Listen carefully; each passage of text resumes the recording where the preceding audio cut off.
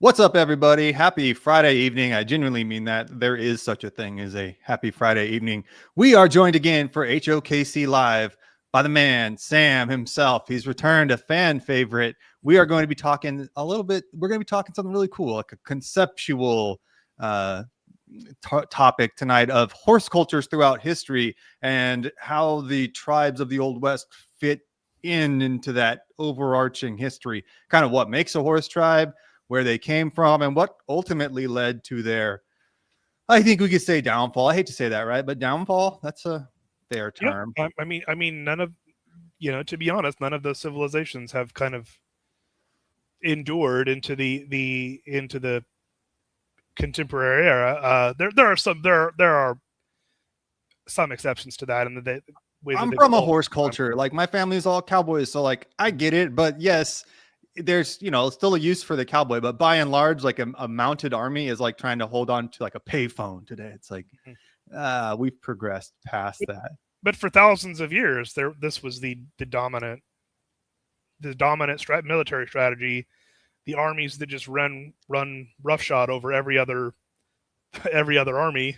Yeah, and we're going to talk about the horse as I've said it before on the show, and I think people, their eyes glaze over a little bit when I say the word technology, but it's true that the horse was a technology. The horse wasn't just an animal. There was less an animal to them, to most of the mounted tribes, less an animal than it was a technology. It enabled them to do things that were previously unheard of. Yes, very much so.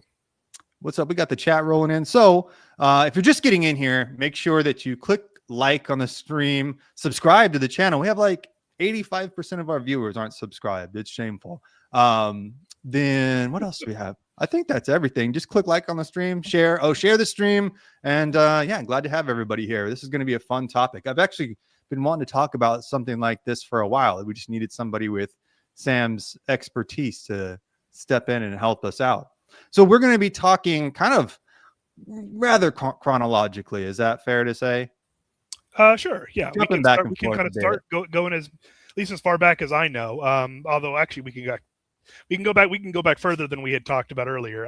We were just talking earlier about how, like, really we're going to kind of make bullet points of this, but really this starts with we were talking about whether it's Scythians or Scythians, but it's so actually Scythian? I actually want to go back a little further than that, because this is actually a from the very earliest kind of civilizations. There's always this kind of tension between the people who live in cities and the nomadic tribes who kind of surround the areas of the people who live in cities. We see that in Texas today. We do. And we also we see it going back as far as in Mesopotamian civilizations, right? So you had the early kind of Sumerians, and then on the border of the Sumerians there were like the Akkadians and the Medes and various other kind of groups that weren't as settled. They were more nomadic, like tribal kind of confederations. You do see a lot of confederations because these tribes aren't large enough, so it's like, well, let's all get together. Yeah, but you get like some military leader with kind of vision is able to say, hey, these guys who live in the cities down there, they have a lot of wealth and we don't, and if we put together enough guys, we can just go take it. A much more brute force kind of perspective than the person who lives in the city. And this is kind of and there's this kind of model in history that where you get like the cities, kind of cities, and the civilizations develop, and then they get taken over, they get invaded and taken over by kind of the more warlike tribes who are surrounding them. And then over time, those tribes then kind of adapt more to being more like the people that they conquered. And then they in turn get invaded by other warlike tribes on the borders. And you see it again and again. Again and again. As this happens, you get the Sumerians, the Akkadian, get taken out by I believe it's the Akkadians, and then like the Medes, and then the Babylonians. And so it's this kind of ongoing cycle. And we get there's periods of one of the fascinating things, though, is that for thousands of years, from a military standpoint, the army of a whole bunch of guys on a horse with a bow was just better than every other kind of army you could put together. It was all about force multiplication, right? Like, Yeah, well, let's just force unmassing. Yeah, because a lot of the and this is kind of what warfare is throughout the ancient and kind of medieval world, is formation based warfare. Yeah, I think Alexander or Because people are not inclined generally to hack somebody to death with a sword under normal circumstances. But if you're in a group of 50 guys marching in formation, yeah, you can kind of build up the motivation to do that. It's very rare. Like it's a very few people who are the kind of like those martially inclined people who just love fighting. There's a book called there's two I talked about them before, On Combat and On Killing. I think the author's name is Pressfield. He's a former maybe career officer in I believe the United States Navy. But he talks about how it's, I think, less than 10% of your actual innate fighting force is a guy who will pull the trigger, like in a literal sense. It's like, and historically it's probably actually smaller. Right, because you're closer. Yes. Yeah. Historically, it's actually much smaller. It's may not even be a whole percentage of the population. So it may be right. It may be like 1 in 100 guys. Yeah. Because it's like, that 1 in 100 people who just really wants to hack someone to death. And they exist. We all know at least one. Yeah. But it's psychologically, it's very taxing on normal people to do that. And so you have to do it repeatedly. So, but like just to do it again and again and again. This is also one, and whereas like in kind of modern terms, hitting somebody at range takes actually less psychological stress. Sure, I mean that makes sense. And that's one of the reasons where you see the developments of the earliest martial cultures weren't around swords and spears; they were on bows. Because of you can create a distance. You can condition people to violence by teaching them ranged combat first. Sure. And then there are going to be more then you can, if you have to engage in melee. But there was also like the idea that the bow was the kind of pinnacle of martial technology and martial technology for a long time. It was it's the thing that allowed you to kill at a range and really, so the horse culture is a way of closing that gap rapidly. Yes, and it's also there's the combination of kind of horse and bows, which becomes the real kind of just the perfect combination. It's the closest thing we have to tanks, really, right? Where it's like this is mobile and this can mass fire. Yeah, because it's cavalry is can't hold, just like tanks can't hold positions. Right. But it's very good at breaking formations. Yes. Right. So you can a lot of the way kind of warfare works in this type of warfare is, you have basically big lines of like big battle lines kind of form up and they advance on each other. Right. And then at some point they kind of engage in melee. It's not a big line clash like we think of in a movie, right? It's like there's big lines, and then one part of them gets into a clash, and then another part of them, but it's kind of there's kind of a back and forth. It depends a little bit on the era and like what the technology is. So that was kind of the great kind of contribution of like Alexander the Great and the Macedonians, right? Was the pike phalanx, right? Right. It was an adaptation of the hoplite phalanx. Yeah. Just using longer spears. If you don't know, if you're not familiar, it'd be like a giant human porcupine you're creating. Yeah. And it allowed them to kind of basically advance slowly but steadily, and kind of break the lines that way. But then the pivotal moments in these battles was almost always the horsemen. Yeah. And the horsemen who are going to ride, like at the critical moment, are going to ride around to the sides and hit the flanks, hit the flank or the rear, and that's kind of what breaks the line. And there's a certain way in which kind of the mounted archer just defies this narrative, because the mounted archer doesn't have to ever engage in this line combat, because they can just they can just ride up to the line, shoot them, and then run away. And then what we're looking at before this is a mounted cavalry, right? You're not seeing mounted archers. I think sometimes we mix the two together, and it's like no. Alexander and his guys wouldn't be archers; they would have swords and shields, right? No, because they didn't have the kinds of bows. Like there's a development of bows, and they didn't have the kinds of bows that were really good at being used on horses. And the other, there's a difference of technique that is required to shoot a bow from horseback versus a bow that you typically that you do when you're standing. Sure. So generally a much shorter draw, right? So you need bows that are still gonna have the strength, but are going to be smaller. Yes, shorter. They can be shorter because you can still use them. You also one of the kind of things you have to do is whether you I'm trying to find something to use as a example here. Which side of the bow you hold the arrow on, right? Depends very much on whether you're shooting from a horse or shooting. The kind of if you've ever done archery before, as a hobby or just you're at a kid at a camp or whatever, which I love to do when I was a kid. We got some experts in the chat. You'd be surprised. Yeah. So typically the way you taught archery, right? So you hold the bow in your left hand and you draw the arrow across, and the arrow sits on the left side of the bow. Right. All right. So but that'll fall off if you do that on a horse. Yes, it doesn't work if you're on a horse. So they have to develop a way to there's a different technique to fire a bow from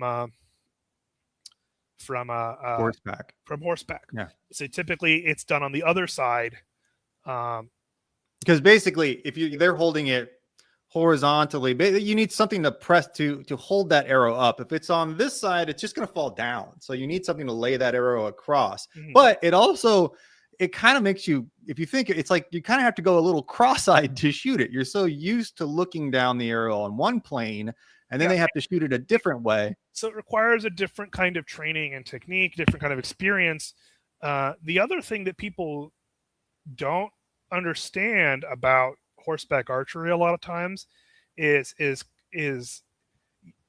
you've actually got a relatively limited angle in which you can shoot people from you're on your horse, because you cannot, if I'm sitting on a horse, I can't shoot anybody who's over here. No. You can't shoot right in front of you because the horse's head is there, and this happened all the time. Yeah, you can kind of, but not very easily, right?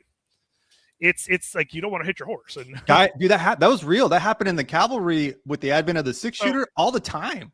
So you're real kind of yes, Herodotus does write about the Scythians. Herodotus is always a questionable historic source. He is one of the earliest historians. I've heard of Herodotus. Herodotus. Yeah. There's a lot of Herodotus is kind of the only source for a lot of stuff we know about the kind of the Bronze Age, but a lot of it is there's some stuff of his that's pretty questionable, and he was obviously he was Greek, and I don't even think he didn't travel to many of these places. He just kind of collected stories and stuff from them, but he has some real but he is one of the earliest people who was dedicated, let's make a dedicated history of things, And he's one of the first that remarks on the Scythians. Is that what the chat is saying? Yes, and and what we know of the Scythians comes from either him or from very limited archaeological evidence. We're gonna talk about that. I always heard it Scythians growing up, but I guess now I guess it's common to say Scythians. I will let people make their own decision which of those they want to pronounce. There are not really Scythians left today to let me know in the chat. Give me a 1 if you say Scythians and a 2 if you say Scythians. It's like the word schism, where some people say schism and some say schism, or Genghis Khan. But so where did So was the mounted archer kind of a necessary, an inevitable conclusion to progressing against the phalanx and the heavily mounted cavalry? Yes, in part, but it takes a we have an amount, we have some archaeological on some of the civilizations. There some of his it depends on like which civilization, because Herodotus wrote a lot about a bunch of different peoples, and some of them like are backed up and some of them are not. So a lot of his comments on the Egyptians are kind of are not, we don't really have a lot of evidence for that. It's kind of like me writing a diary about like what I've heard of the South Koreans or something. Like, I don't really know anything about South Korea, but here's what I've heard, right? But he doesn't. My word would not be that reliable, nor is Herodotus's. Yes, and it's not to like, I'm not criticizing everything that Herodotus has written, but he is, but you are correct about the Scythians. It's kind of he is the main source for what we have on that. But yeah, but the Scythians kind of lived in an area that was north of the Black Sea and kind of up into kind of ranging from modern day kind of Ukraine, Russia, Okay. and into kind of Central Asia a little bit. Well, good thing that area has cooled off now. So yes, and during that time, the Scythians kind of, they were a kind of quasi nomadic people.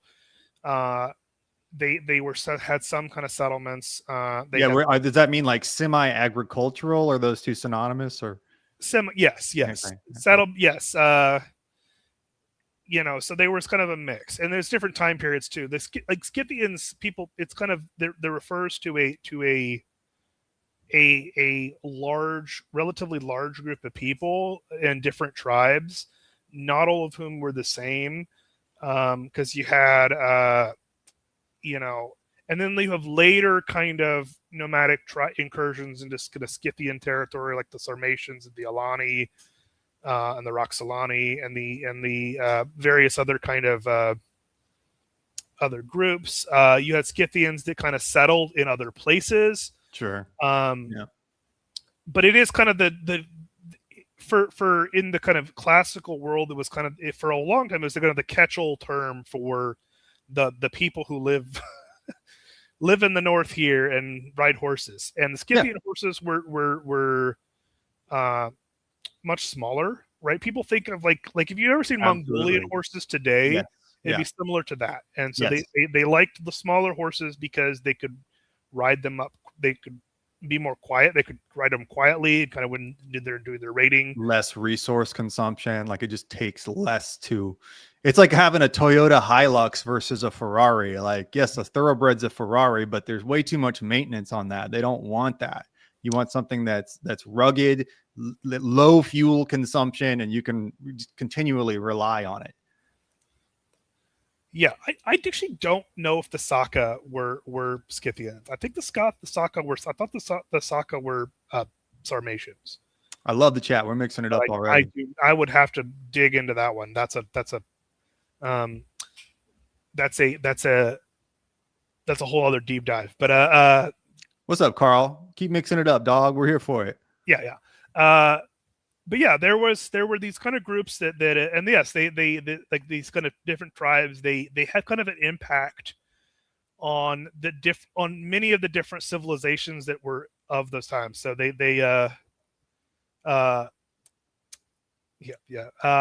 Carl, now take it easy, bro. You're gonna get shown up now. Take it easy. Go ahead. Yeah. We can. We'll mix it up we'll go for some later rounds here. Sure. Yeah, like in the championship rounds, we'll mix it up. I'm fully willing to admit what I don't know that well. I'm giving bullet points here because we're all trying to, learn stuff. So whatever. Things get hot on a Friday night, Sam. Things get hot, man. Yeah. these, and there's this kind of this relationship that's you see in history kind of between the nomadic tribes and between the settled peoples, where there's kind of a back and forth in how they influence each other. Very similar on the Great Plains as well. So yeah. It's so analogous. It's crazy that these happened. Which is the reason we're talking about this, and this is kind of the way things kind of develop from a military I don't think you okay, DNA proof of this of Scythians is actually a pretty interesting topic. Let me at least tell the chat. There are a couple archaeological sites where that have been that you could find in Russia, but where they've extracted basically Scythian DNA, but it's a you've got to be careful when you're dealing with limited archaeological evidence on what kind of conclusions that you draw. This is just in general, because this is a problem with history and archaeology, and they intertwine. Is that sometimes people find some site, and where they like dig up this thing in this site and say, look, we now have evidence that everybody behaved like this. Sure. Yeah. And we don't necessarily know, well, was this actually what everybody did, or was this the exception? You could have found the one weird house on the block, like the guy on your block that's really into model trains, and somebody finds it in 1,000 years and they're like, oh, everybody in 2026 was really into model trains. Like, and this is the issue with people, with some early historians like Herodotus too. Sometimes the things they wrote down were the things that were not usual. Right. Nobody wrote down what the kind of daily life of people in Athens. I mean, I'm exaggerating. There may actually be accounts of the daily life of people in Athens because it's Athens. Sure, but any peripheral society. Yeah. But what tended to get written down in like account, was the things that were weird. Yeah. So and yes, the Scythians were kind of an Indo-European, and so the Indo-European group. I'm not going to pull up the genetic studies that have been done on the Scythians, because we're going to move on from this topic here in a minute and we'll talk in the championship rounds. Though, like we want to cover kind of a whole kind of a 30,000 foot view of this warrior tribe culture, though, and regardless of the DNA, the genesis, the necessity for this. Can you kind of speak on where? So the point I'm trying to get to is that there's kind of this this way in which the kind of nomadic tribes influence the settled peoples, and the settled peoples influence the nomadic tribes, and one of the kind of, from a military standpoint, one of the ways that this develops is how cities are fortified and how territory was fortified, and this is kind of what you see this less in the classical era, more when you get into kind of the medieval. Why were there castles built everywhere in medieval Europe? Well, because the castles are an effective way to hold territory, specifically from groups of mounted raiders. Right. Because you can basically put the whole neighborhood inside this one, and then they can loot the village, but they're not going to want to. But the whole way these kind of tribes have to operate in raiding is like they have to move from place to place. If they sit in one place for too long, they're going to get ganged up on. And you could think about, I've thought of this as it helps my understanding of it. Anywhere in Middle America, you have tornado shelters, and that's generally what a castle was, except for not a tornado. It's an approaching horse tribe, but essentially it's like, well, we'll shelter in place in the castle. I'm not even sure what point you're trying to make about the DNA. Like, what does the DNA reveal that is so important to this topic? Hey, one of the mods boot Carl, because now he's using foul language. I'm serious. Like, I'm curious. Like, what is this great revelation that Carl, if you want to give us an explanation on why you want this, then that's cool, man. Let me know in the chat. But otherwise, don't be cussing. Like, don't be coming on here just to start problems. Sure. And if you want to give me an explanation quickly, that's fine. Otherwise, if you don't have a good explanation, 86 are from the chat, one of the mods. All right. Anyways, but you're also not like providing evidence here. It's just like a bar, man. Like you have some people that are just hanging out.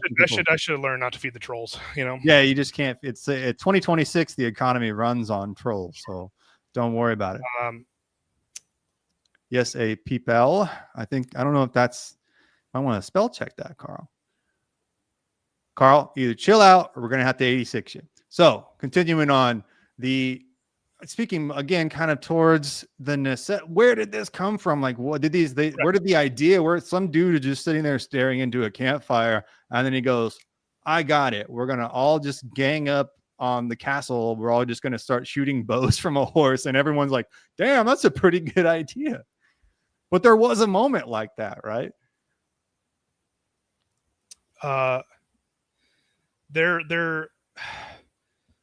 So sorry, I spaced out there. You're gonna have to repeat that question. Just saying, there was some kind of moment where someone was staring into a fire, and he goes, "I got an idea. I know.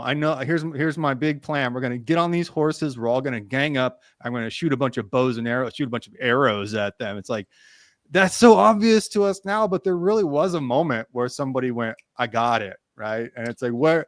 Well, it depends on the time period too, because one of the ways that these developed was actually between intertribal warfare, right? Because their populations were going to be smaller, and again they were kind of more tribal and not like it's not like either the city states of ancient Greece or kind of the empires of the classical era.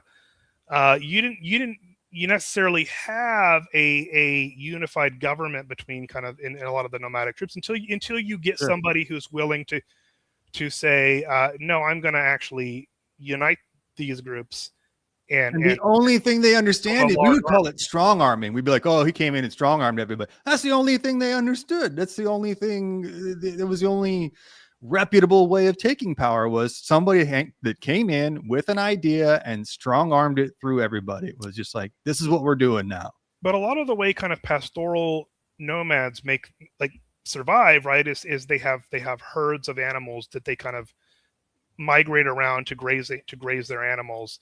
They also kind of hunt and gather as well. But it's like the main distinction between kind of the pastoral nomads and like the earlier like hunter gatherers of kind of prehistory is the inclusion of domesticated animals and herds of animals, whether those are horses, sheep, cattle, pigs, yaks. I mean, a whole bunch of different stuff, different things. Depends on the time period and the people. But a lot of the ways, like the reason that these guys kind of developed fighting the way that they did is because a lot of their kind of lifestyle was raiding other tribes for their animals, for their wealth, their women. The other tribes are essentially their grocery stores. It's just like, this is how you got resources in a resource poor land. Yes. And because none of them were ever kind of, for the most part, individual tribes weren't big enough to kind of to actually like boss around all the other tribes until you got somebody who was willing to kind of put together a coalition of different tribes and kind of get enough different tribal leaders kind of on board with their plan. And that's a pretty rare thing. And it doesn't kind of, but when it kind of happens in history, this is like what you see is that you get basically there'll be periods of decades that were just these unconquerable, or these just conquering hordes that kind of run roughshod over everybody because they managed to unite. You had a leader who's able to kind of unite the different groups. And S.C. Gwynn talks about them and talks about mounted tribes in general in Empire of the Summer Moon as effectively biker gangs. And I think it's not even an insulting way to encapsulate it. That's what this is. It's just putting together biker gangs and then running roughshod over a territory. But sometimes it seems like, yeah, those a leader will rise and then the kind of the movement or the culture built around him will dissolve. What is really the first major leader that comes up and says, okay, here's the vision, and this is what we're going to do now? Is it Attila? Or there are some earlier that we kind of, I think it's Sargon the Great, who's the Akkadian leader who conquers these. Is it the Sumerians or the Babylonians? I don't remember which, off the top of my head. But Attila is still kind of one we know the best about. And Attila, so the Huns were a group of kind of Central Asian. They were called the kind of the Xiongnu in Chinese. It's the same collection of peoples. Like, again, there's Hun, even the term Hun itself is kind of a broad term that probably refers to kind of multiple tribes. But Attila, is that a siren going on? Yes, sorry. That's like dude outside my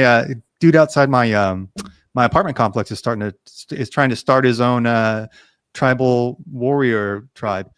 Anyways, go ahead. So you're the Huns, and can you tell us just the Huns were not a Germanic people. They were a Central Asian people. Yeah. Okay. So Central Asia, they're Mongolia, Kazakhstan kind of area. They're the same group. They were called the Xiongnu by the Chinese, and this is the same kinds of groups of people why they built the Great Wall, right? Because it's these nomadic barbarians who live on the north here. That keep raiding our territories, but at various points, these nomadic tribes kind of go through these basically large migrations. Some of this is a result of climate change, or disappearing. Like since you're dependent on your herds of animals, right? If the climate changes a little bit and there's not the kind of same level of grasslands, or the populations in these areas get too big to support the amount of people, you get these migrations that go migrate to find other territories. So they're just kind of tribal migrations. Are in the early iterations of this, are those migrations mostly westward, like from the central steppe into Europe? It's both. Okay. There are groups that migrate into kind of like south into China or into India. Oh, okay. But the ones that we kind of we're talking about today anyway are some of these westward migrations. Mm-hmm. And so the Huns start kind of moving west, and the Huns are a very warlike people, and as they move west, they are displacing a lot of the other tribes that live in these territories. Yep. And so that's groups like the quite ruthlessly, just saying, "Oh, we'd like to move you out of the way," essentially destroying and subjugating them. So there's groups like the Magyars, the Alani, and others that start, and the Goths too, that start basically fleeing westward towards the Roman Empire. And this is kind of in the latter days of the Roman Empire. Is this where we get the division of Visigoths and Ostrogoths? Like, are the Ostrogoths the ones that stay, or no, Eastern and Western Goths? I think they were. I cannot remember when that division starts happening, but you're seeing this mass, and mass migrating in towards Europe, kind of in fleeing the Huns. The Goths end up settling they're given land. Many of them are given land by the Romans, because at this point the Roman Empire has kind of stopped expanding, which has created a problem for them, because it's very expensive to maintain their armies. When they're not bringing in loot from conquered territories. So they start kind of outsourcing the defense of the borders to barbarian tribes that they hire as mercenaries. Absolutely. So the Goths kind of start out and they settle kind of around the Danube, as operating as mercenaries for the Romans. A buffer force of sorts, right? Which is why the Mexicans let the Americans into Texas as a buffer force against the Comanche. It's not a new tactic, just like keep the Huns away from us. Mm-hmm. And so, but as the Huns kind of, migrate further and further in, eventually you get Attila the Hun. Attila is one of the Hunnic leaders who starts uniting the different kind of groups of Huns, and Attila is, he unites them with ruthless brutality, right? He is a he called himself the Scourge of God. He would tell people what he would come in and he would just slaughter everybody and say that your gods must truly hate you. Yeah. If you hadn't acted like this, God wouldn't have sent me. It's something to that effect. Mm-hmm. Yeah. And he starts kind of pushing in west, sacking territories, just decimating populations. The Goths and the Romans at this point are kind of still fighting together, and they try to assemble forces against him, but are just kind of unsuccessful because, again, in pitched field battles, this kind of hit and run tactics of kind of horseback archery are just not are the dominant force. Because you can imagine, again, because we're talking about the way warfare works, like we were talking about earlier, like you get kind of formations and battle lines. Well, if your opposing force is a whole bunch of guys on horses, well, all they got to do is they can just ride up, they shoot at you, and then if you and then they just run away if you try to advance, and then if you break formation to chase after them, which is again and again it happens. Then they get the thing and they just turn around and engage you in melee. And that's kind of their specialty, is baiting you into this ambush, making you chase them. And so they do this, and they beat the Romans badly at the Battle of Catalonian Fields. Just thousands of people dead. And this is a bunch of, like, essentially a biker gang. Think of it like a biker gang forms in Omaha and then takes out DC. It's like, and Attila was an interesting figure because he was not interested in holding any of this territory. He wasn't even really interested in the wealth. He liked war. He liked fighting. Yeah, he liked the slaughter. He was just must have been a true sociopath. I mean, just And the Huns were kind of horrific even to look at, because they would they would disfigure themselves. They would scar their faces. Yeah, they scar their faces. Yeah. They would often become kind of permanently bow-legged. It's kind of like Hun looks maxing, if you're familiar with that term today, where like the guys hit themselves in the face with a little hammer and manipulate their bones and stuff. It's like the Huns were kind of doing that, just in the opposite. They had a different aesthetic. Yeah, with like just scarring themselves so they looked. Yeah, but I mean, to be honest though, I've always thought, like, listen, there are worse initiations than a face scarring. That is pretty cool. It's not bad as things go. Yeah, and yeah, the Huns, win at Catalonian Fields. They even advance on Rome, and the plan was they're going to sack Rome. Now, Rome at this point had kind of been greatly diminished in its importance for the Roman Empire. Much of the government had, I believe, at this point already been moved to Ravenna. Chronologically, what time frame are we looking at? We're gonna Google that one. Oh, I do it all the time, man. Because if it wasn't for Google, there'd be no live stream. I'm so bad at remembering dates. You and me both. But we're talking about the latter stages of the Roman Empire. It is overextended. Yeah, they're collapsing, right? Mm-hmm. This is the battle. So the Battle of the Catalonian Plains is 274 AD. Okay. So the especially the Western Roman Empire is just in its latter stages as being kind, I think. Yeah. The East is still kind of doing all right. They've split the empire at this point, I think, for the most part. But it's a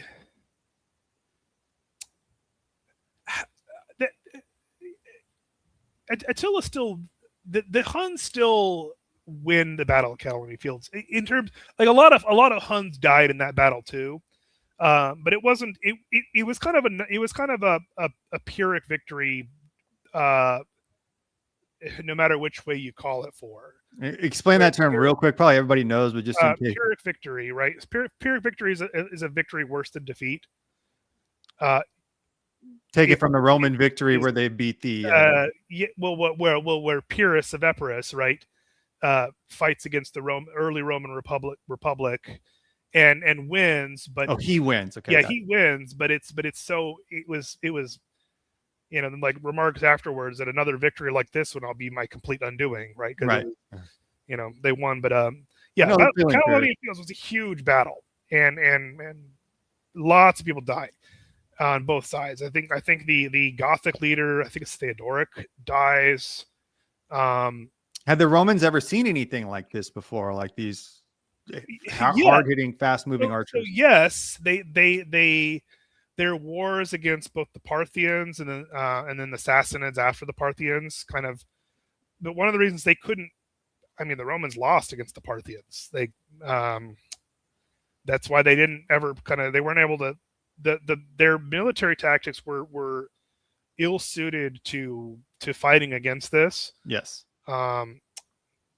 Against very mobile armies, because the Roman armies are not super mobile. They're kind of they have good equipment. They have very heavy equipment for the day, and they're what allowed them to kind of conquer was their systems of logistics. The Numidians as well were but the Numidians were never a large enough force that they were ever able to kind of really oppose the Romans. And yes, the development of composite bows too. This is a technological change from composite bows. What kind of distinguishes them between like a composite bow and a older styles of bows, right? Is the older styles of bows are initially at least crafted from like one piece of wood, right? Whereas a composite bow is actually a bunch of like different kind of layers, right? It's layered and used. There's like a glue that's used to kind of meld them on top of each other. What it creates is a much you can have a smaller bow, but still have a lot of stopping power with that arrow. You can compact that drawing force into a much smaller mechanism. So it becomes that like you don't have to have like a long bow to have the same level of projectile force, and that's kind of what that's the Hunnic bow is kind of the early. The Scythians did not, I believe, have composite bows. Composite bows don't come until later, but I'd have to check on that one. I'm not gonna.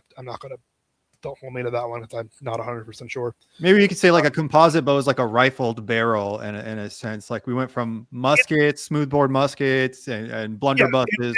In a sense, it's the same. It creates it's an adaptation to the technology. Obviously, bows exist, but this allows you to have a bow that is still small enough to use on horseback, but has the same stopping power as a larger bow that you would use on foot. And what was it about the Huns that made them really? I understand the Romans weren't undefeated, but what was it about the Huns that really enabled them to deal this kind of proverbial, at least, death blow?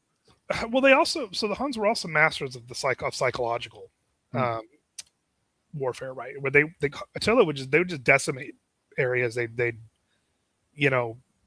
Like I said, like we talked about earlier, like they would disfigure themselves to make themselves look kind of scary. They were really a great. They were kind of a user of this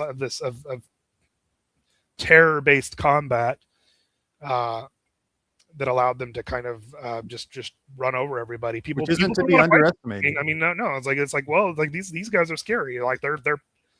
They leaned into this kind of mythology that got built up around them too, about these are demon worshipping people who live on the steppes here. Like they're bad news. Was there just more of them, or they were able to confederate more? Because they could press other tribal groups into service as they conquered them, as they kind of pushed in. So yeah. But Attila ultimately had no ultimate vision. He was just like, no, they weren't interested in taking territory. They would ride in, they would slaughter populations, loot cities, raze them to the ground, and then just leave. We were talking beforehand. We're going to kind of talk about an ancient tribe and then a more, at least, I don't know if contemporaneous is the word, but a more modern example in the tribes. And it's like I've thought of the Huns as the Blackfoot, where the Blackfoot didn't have a overarching empirical end in mind, but you can think of the Huns as the Blackfoot as the Huns of the Northern Plain. Like the Huns struck fear throughout not just Central Asia, but all of modern day Europe. And the Blackfoot did the same, like from Alberta, Canada, down to basically like modern day Northern Wyoming. They were the one thing that's mentioned again and again and again in the accounts of other tribes. And the mountain men called them Beelzebub, because they just thought they were the devil. They're the worst thing that you could run into, worse than grizzly bears or any other tribe. And I've always just kind of thought like, yeah, the Huns, that really lines up to me, because there is just the Blackfoot really ascended rapidly. They have a massive swath of territory, but there is like really no ultimate. It's a very complex, beautiful culture, but it was just kind of like happenstance that they're just like, well, we just happen to kill everybody, so I guess now we own the land. Yeah, and that's funny. And the Confederation themselves. There's a Blackfoot Confederation that happened really post European contact. So it's another example of like, well, this one tribe either killed or incorporated virtually every tribe around it. Yeah, and they would, they'd raid these territories. They'd take slaves. They would, press those slaves into military service if they had to. And I like Josh's comment here. They were after booty and booty. Hey, aren't we all? Yeah. What's up, Josh? Let me check the chat real quick, see if there's anybody. We won't divert us too much, but I think if I see any like relevant questions to this, don't worry. If you're in the chat, we're going to come to it at the end of it. I just didn't want to totally, sometimes it's my fault, but I derail the conversation by jumping into the chats too much. The Blackfoot did that before all the tribes were even on the ground.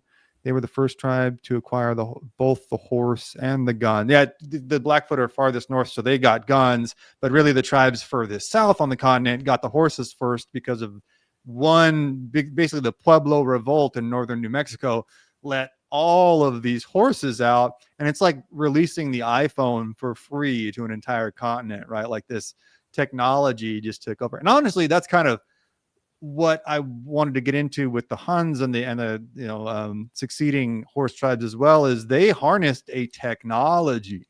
The horse was a technology, and they managed to harness this to a degree that the major world powers didn't. It is like, I don't know, like a biker gang harnessing the iPhone before the United States government does, or better than the United States government does. Boy, I don't like the idea of iPhones being a military technology, but I think they already are. So that's just the way it is. I don't either. But we were talking too about how ultimately Attila, how he met his end. Like this kind of his end is appropriate for a guy who we don't fully know how. We don't know, right? There's a lot of, it's kind of one of the unsolved mysteries of the ancient world, is how did Attila the Hun die? There's been like two major theories. Is that fair? So after the Battle of Catalonia Fields, he's all set to sack Rome, right? And there's a very famous event where they're outside Rome. They're ready to go into the city, and the Pope at the time. This is the time when Christianity is not the dominant political force. Sure. Yeah. In the empire. But the Pope at the time goes out and meets him privately. They meet privately. Nobody knows what is discussed. There are no records of what happened in that discussion. But Attila withdraws afterwards. He then goes off and marries some other woman, and on his wedding night he gets a nosebleed and dies very shortly after. Some believe that he was poisoned. When you hear like people dying of a nosebleed, doesn't sound like people like you'll hear historic accounts like so and so died of a nosebleed, and we could think, oh, how would you die of a nosebleed? Yeah. A lot of times, what that means is they had an aneurysm. Yeah, right. It's not as simple as that. Yeah. So it's they just didn't know what else it was, And Attila was hard drinking and hard partying, not just hard fighting. Yeah. He was living a hard life. Yes. Yeah. And I don't believe there's any actual records of what was discussed in the meeting between the Pope and Attila. I don't even think there's some secret archive in the Vatican where they have what was discussed. I think it's kind of one of the mysteries of of the ancient world. I believe Brandini is saying the Pope was rather the rumor is that the Pope was rather impressed. Was not a Attila was interesting because he was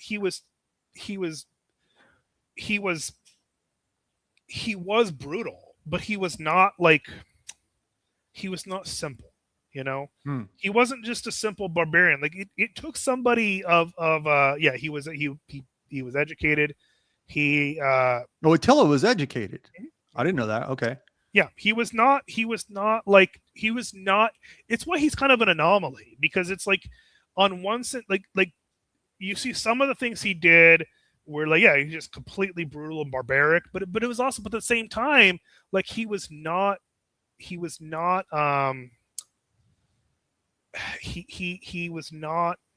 just a kind of a simple barbarian either. It's a mysterious figure, really, because it's for all these reasons. And so he didn't have a grander vision, but he was pragmatic. And we don't really know. Like, again, we're not really there's so much that's kind of left to guesswork. With which isn't uncommon in history, because he died, and then pretty much shortly after, the Huns just kind of they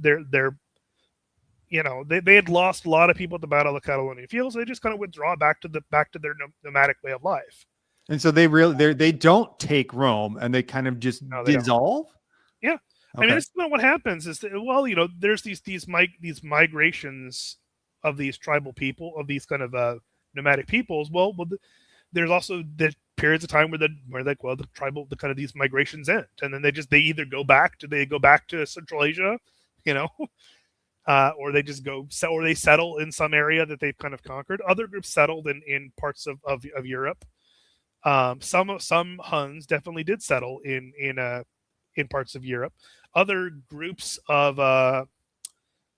nomadic groups settle in parts of Europe. So that's where you get like the Magyars are in Hungary, right? So but those are not necessarily Huns. We've had this conversation before. But they were a nomadic group that were kind of part of. Again, I get these large scale migrations, and there's a whole bunch of different groups that basically migrated into Europe. Some of them were kind of aligned with the Huns. Some of them were fighting against the Huns.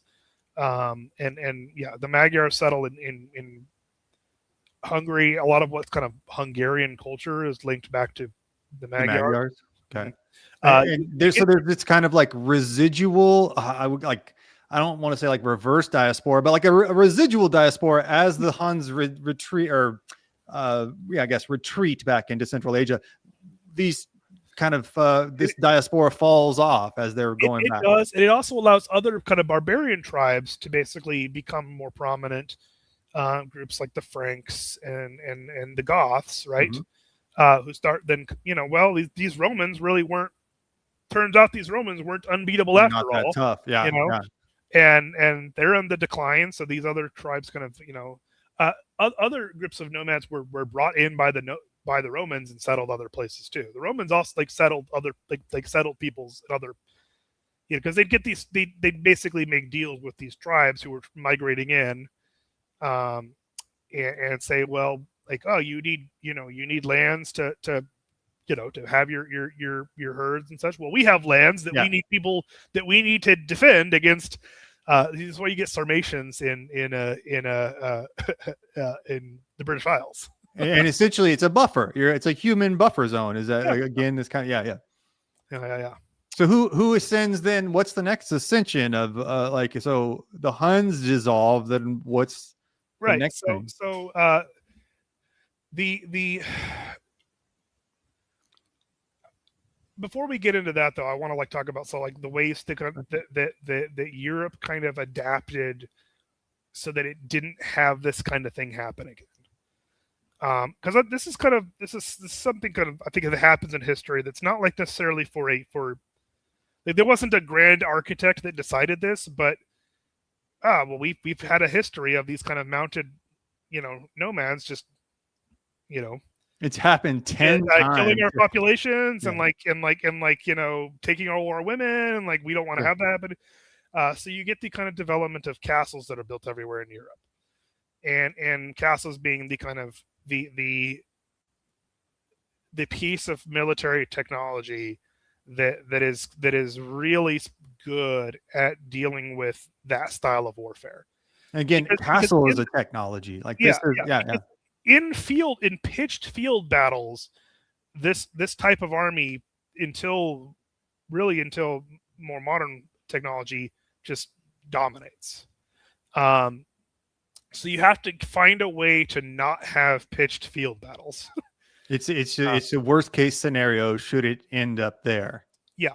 So you build castles everywhere, and then are able to, if the mounted raiders come in, you can retreat into the castle, and then they can't do anything. They'll come and loot the territory, but then they leave because they can't stick around, And oftentimes there's and this was the case in the Old West too, a rather seasonal nature to raiding, right? So you kind of knew. Yeah, because your lifestyle is tied to your herds. So there's kind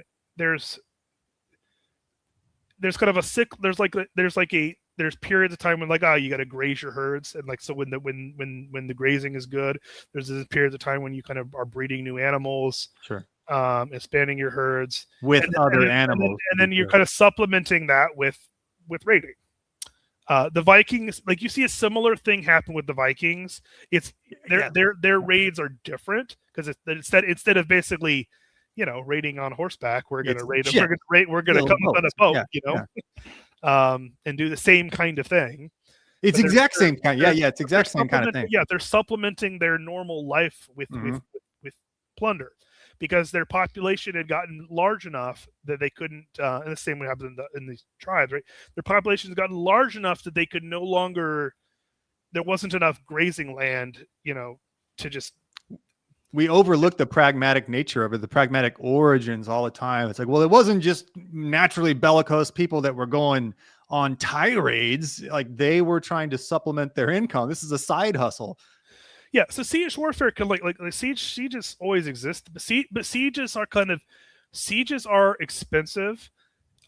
They're time consuming, and they're costly in terms of lives as well. And sieges, the main thing that having to besiege a castle or a city does is it buys time. Right. The reason you build walls is not that you can build walls that are going to be that nobody can ever take. That's just not how. It's not how it works. You build these fortifications that you might be able to take it, but it's going to take you a lot of people and a lot of time. We're going to force a period. If you get a victory, it's going to be a period. Yeah, you're going to, that goes back as far as that's what the part of the point of the Iliad is, right? Right. The Trojan War, right? I mean, as it's they sat outside those walls for 10 years.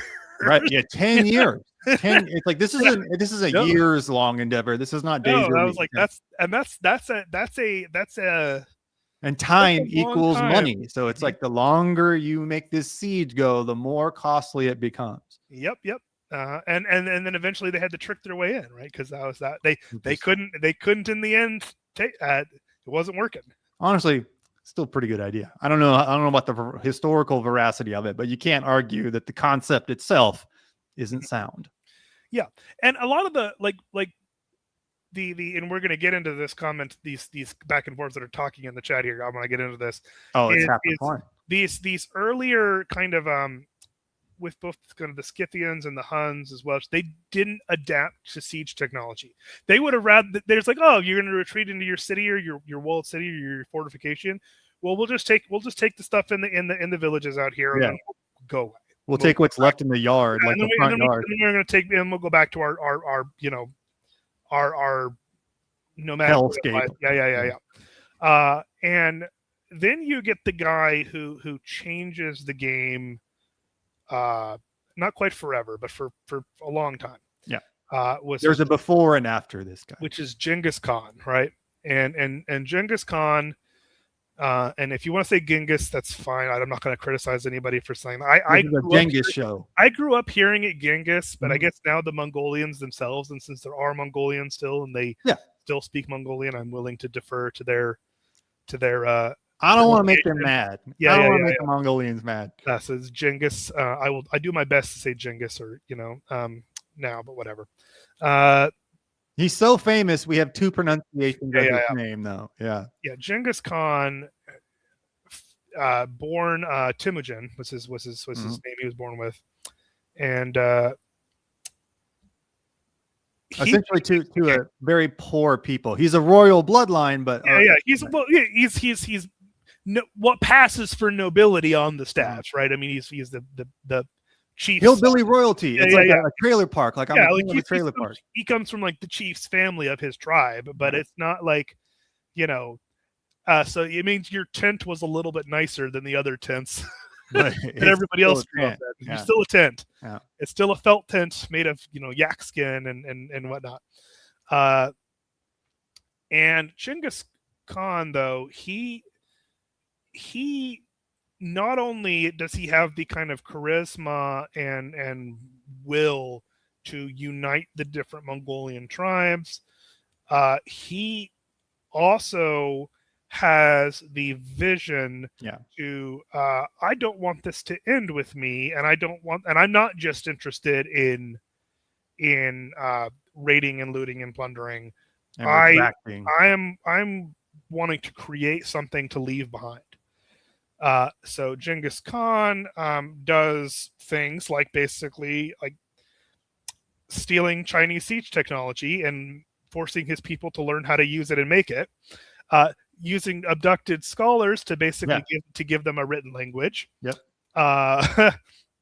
He advances their civilization by forcibly, basically hundreds of years, and it takes him until like Genghis Khan is a middle-aged man by the time his conquests actually start outside of Mongolia, because it took him a long time to basically even get to that level of seniority, getting the coalition built up and getting everybody united under his banner. And he had long-standing rivals, like among other Mongolian tribes, who also started to like get together their allies. And all this had to be done through warfare. This is a martial culture. So the only way to increase your social stock where people will listen to you with your vision is hard fought warfare, just brutal warfare. Yeah. And, but Genghis Khan has a couple of, unique things that kind of set him apart from many other would-be warlords in history. Like I wouldn't be a warlord. See, I'm like the advisor to the warlord. That's the position you want. That's the one position I want. I don't want to be. I'm not the front facing guy that's gonna.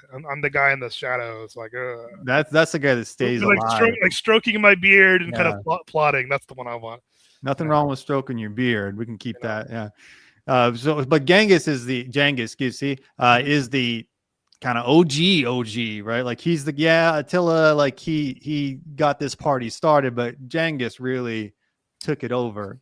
Yes. And he develops basically an early professional army an officer corps that's kind of based not off of nobility, but on that's based off of merit. Promotes people who are deserving, to give them, like, people who came from nothing. Revolutionary ideas on the step. Yes, revolutionary. And he just starts winning, and he's able to beat the Chinese. He's able to beat the Persians, beat the Russians. And like, this is like, he's able to beat Hagler. He's able to beat Duran. He's able to beat Sugar Ray Leonard. Like, he's beating the preeminent. Yeah. These are not like these are major established kingdoms in their area.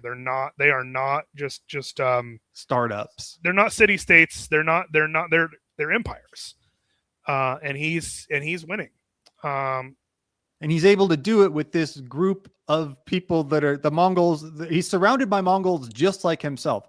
They don't have schooling or training. This is a steppe tribe that's kind of fought its way up, right? It's like they've sharpened tactics and adopted and enlisted people from other cultures. But this is still just like a generation ago, they were living in a trailer park and now they're taking over the nicest areas in town. Is that something equating to that? Yes. I'm going to answer Theo Wise's question here. If a Comanche warrior and a Mongol warrior fought, who would win? I obviously, in an individual skirmish, like between two people, might depend on who's better. Yeah. In terms of equipment and technology, though, the Mongols win out. Interesting. Okay. They have better bows. They have better armor.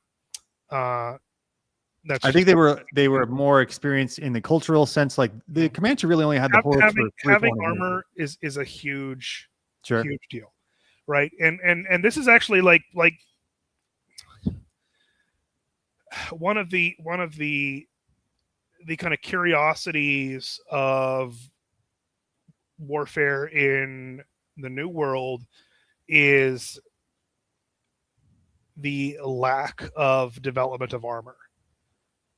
It is. That is very curious. Yes, it is a major technological gap. You can't underestimate. More so than weaponry, it's actually armor technology. Yeah, 100%. That's the major thing that's lacking. Yeah. And they didn't, and they weren't able to develop it in time to kind of actually be useful. The Mongols actually had very sophisticated armor, built. There was a combination of things that they would like, similar to lamellar, of like interlocked plates, but also like armor based, like weaved together silk. They use as like rawhide. What are the layers made out of? A mix of metal and metal. And, okay. But it depends a little bit on what your status was and also what your position was too. It's like there were lighter armed troops, but then there were also like the lighter armed troops with bows, and then there'd be heavier armed people with lances and such. And it depends on what you kind of were what your job was. This part of his strategic brilliance is to delegate. Not all Mongols are the same and have the same job. There are different factions for different jobs in warfare. Myself down here a little bit. I got to recline a bit. Nice shirt, by the way. I like the shirt. Thank you. I like the shirt too. It's got like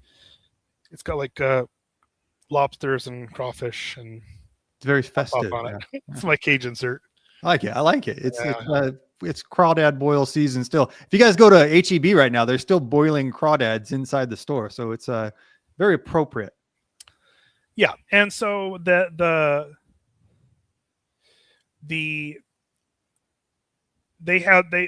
horsemanship though was what kind of did set them apart, and it was the ways in which they utilized it too was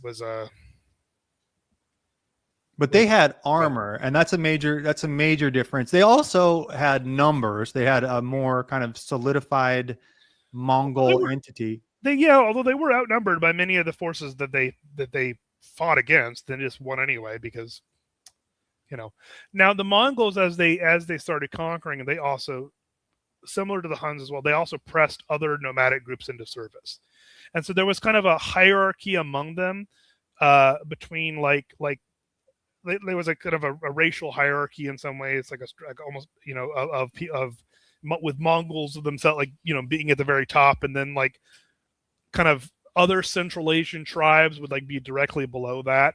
And so when they conquered these other tribes, they would basically force them into service, like the Cumans, and the Tatars and other groups. Other steppe tribes.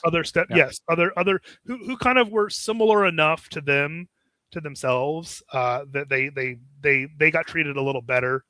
But they're still kind of viewing it through this paradigm of like Mongol purity. Like that's the pinnacle, is a pure-blooded Mongol. Well, of course, because I mean, of course we know that because we're better at fighting than we beat fair, you. Yeah, like, fair. You know, the proof's in the pudding. That is true. It's true. They got the belts. You know, the Mongols got the hardware. Yeah. But so this is revolutionary, though. All of these like pressing different cultures into service.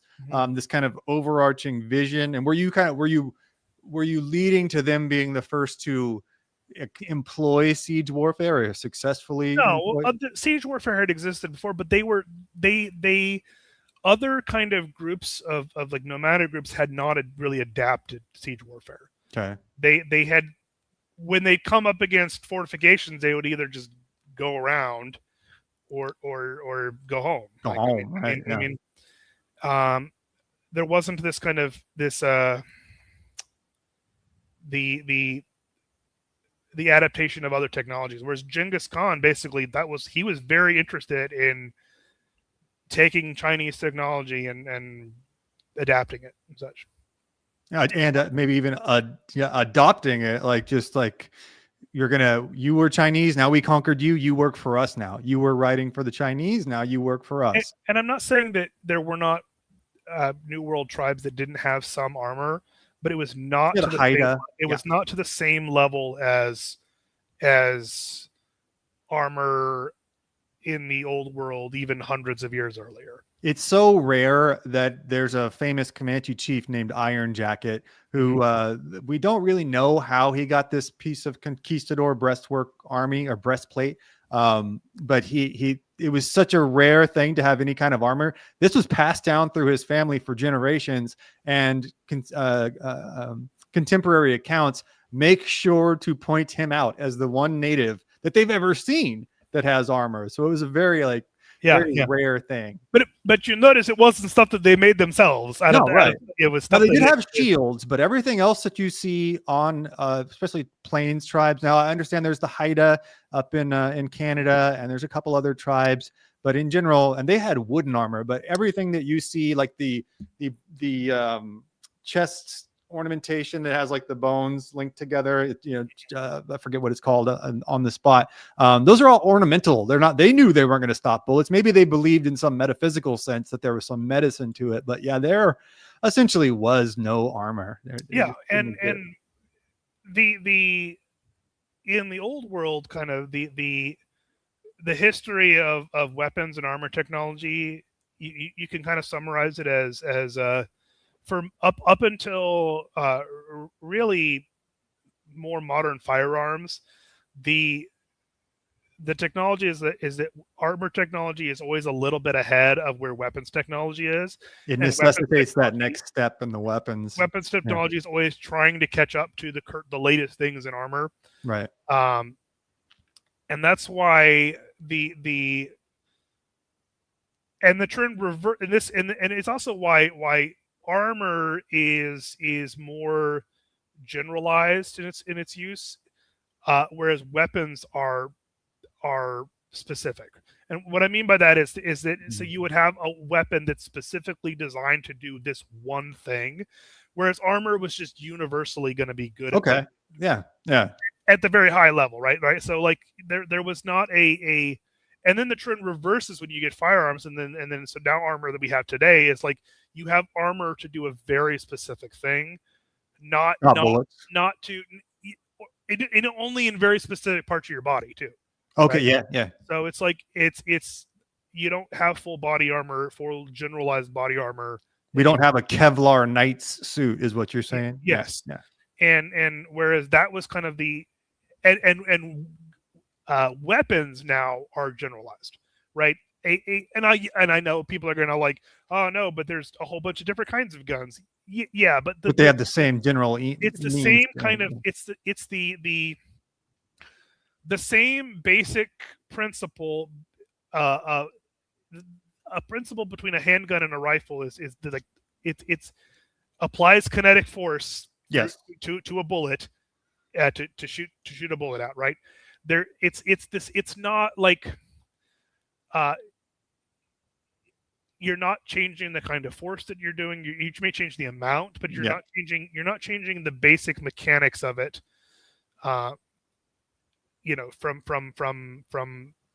pretty much any type of gun. The only difference would be like a rifle and a flamethrower, where it's like those are different mechanisms and different. Whereas if you look at like the difference between a mace and a sword, they are mechanically designed very differently and have to be used very differently. Like, yes, you're still kind of applying force through it, but the way in which force is applied is different. The type of force is different. The ways in which it's effective and what it's effective against is different. Whereas like it's not just that if I encountered better armor, I need to get just a bigger sword. That doesn't work, right? Because the mechanism that it's delivering is the same. Whereas now it's like, there's more armor. Well, I just need a faster bullet. That's all. Right. You just up the power level and not the you don't change the kind of the kind of core mechanics of it. And this is kind of, and I'm generalizing here. But just to give a general understanding of kind of where kind of how this development happens, and what kind of and how it kind of plays out. And it's I think it's actually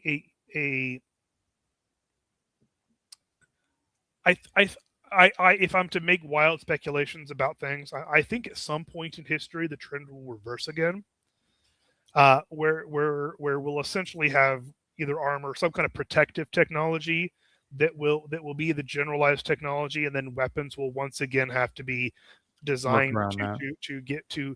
If you're into sci-fi, like one of the Dune universe is fascinating because that's what they in the Dune universe, like the it has the reversal again, right? So it's like the shields are now so good, like personal weapons have to adapt. Weapons have to adapt around that, and not the reverse.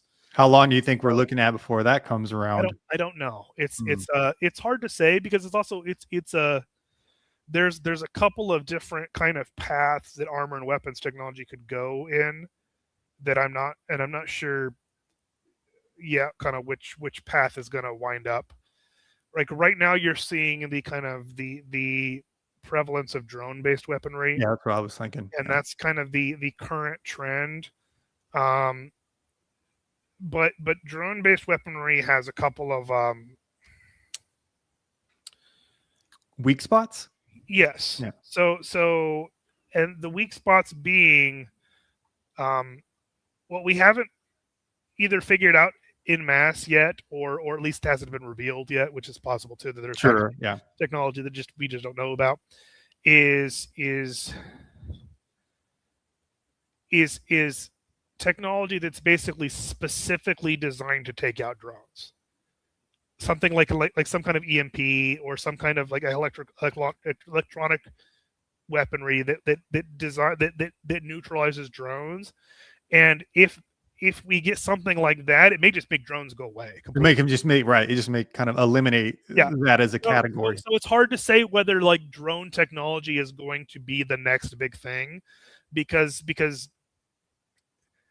like, do you want to develop? You want to put trillions of dollars into development of drone technology, and then to have somebody develop a an electromagnetic nullifies it. I think it's analogous to the crossbow, where it's like, well, everybody can operate a drone. It's very easy. Everybody could that was the big selling point of a crossbow. Mm-hmm. Everybody could operate a crossbow, but then eventually they're kind of technologically rendered irrelevant.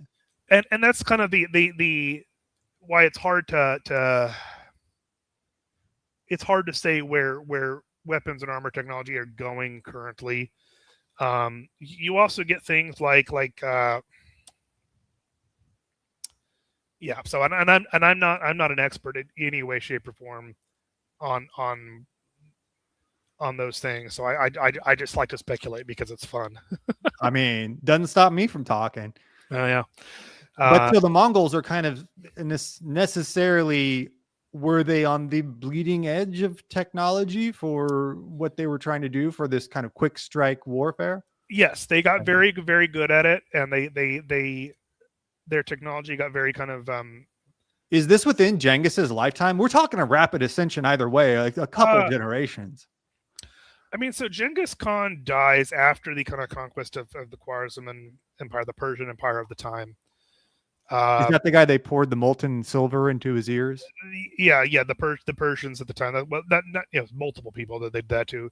So if you ever see the scene in Game of Thrones, if you ever watch Game of Thrones, and where the Dothraki, which are very Mongol like in their. I've only seen like one episode. But they have a scene where the minor spoilers here. Sorry, it's been out for a long time. I'll get over it. Yeah. Where they execute a guy by boiling they take like a gold ornament, like they pour molten gold onto him. And there's a symbol. There's a symbolism too. That is, it is symbolism too. But it's also it's a that is straight out of the history books. Yeah, 100%. That sounds too crazy. Actually happened, you know. And yeah, and because it's very much like, oh, your gold didn't save you, you know, and like, you know, the Mongols were mean.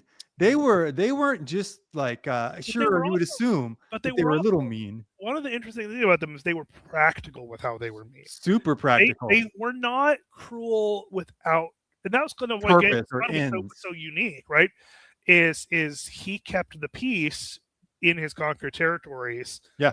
And it was interested in conquering. Like as long as you sent, so they'd go into the area, some new area, they would demand tribute. The people would say no. He'd go to the first village and they'd kill everybody. They'd make mountains of skulls. They'd sow the fields of salt. And then every other village would immediately send ambassadors. And we kind of look at those as like metaphors. It's like, oh, they salted the field. No, they salted the field. Like, obviously, this is atrocities. Like these are I'm not. But this is kind of one of the things that makes them distinct from like the Huns. The Huns, right? Who were just interested in looting and pillaging. Genghis Khan had the vision to say, like, we will use these terror tactics, but we're going to use it as part of this larger strategy. You know, and then afterwards, like even after he was gone, future Mongol leaders, right? Like they kept the peace. They had a code of laws. They had, these different areas, as long as they sent tributes. It's interesting the people that interesting who they didn't attack. Mm-hmm. There's lots of times where the ruler of the area would just be like, nah, we don't want, like, they were very diplomatic. As long as you paid your tribute money, and they were not, and they also they wanted trade. They wanted to have East and West trade, so they were getting rich off of because they would get, if they control the Silk Road, they get the tax the Silk Road. That's right. These merchants, Marco Polo's voyage would not have been possible 100 years prior, because it was too dangerous. I mean, it didn't. It's not that it didn't happen. It's that it was a lot more dangerous. Yeah. Would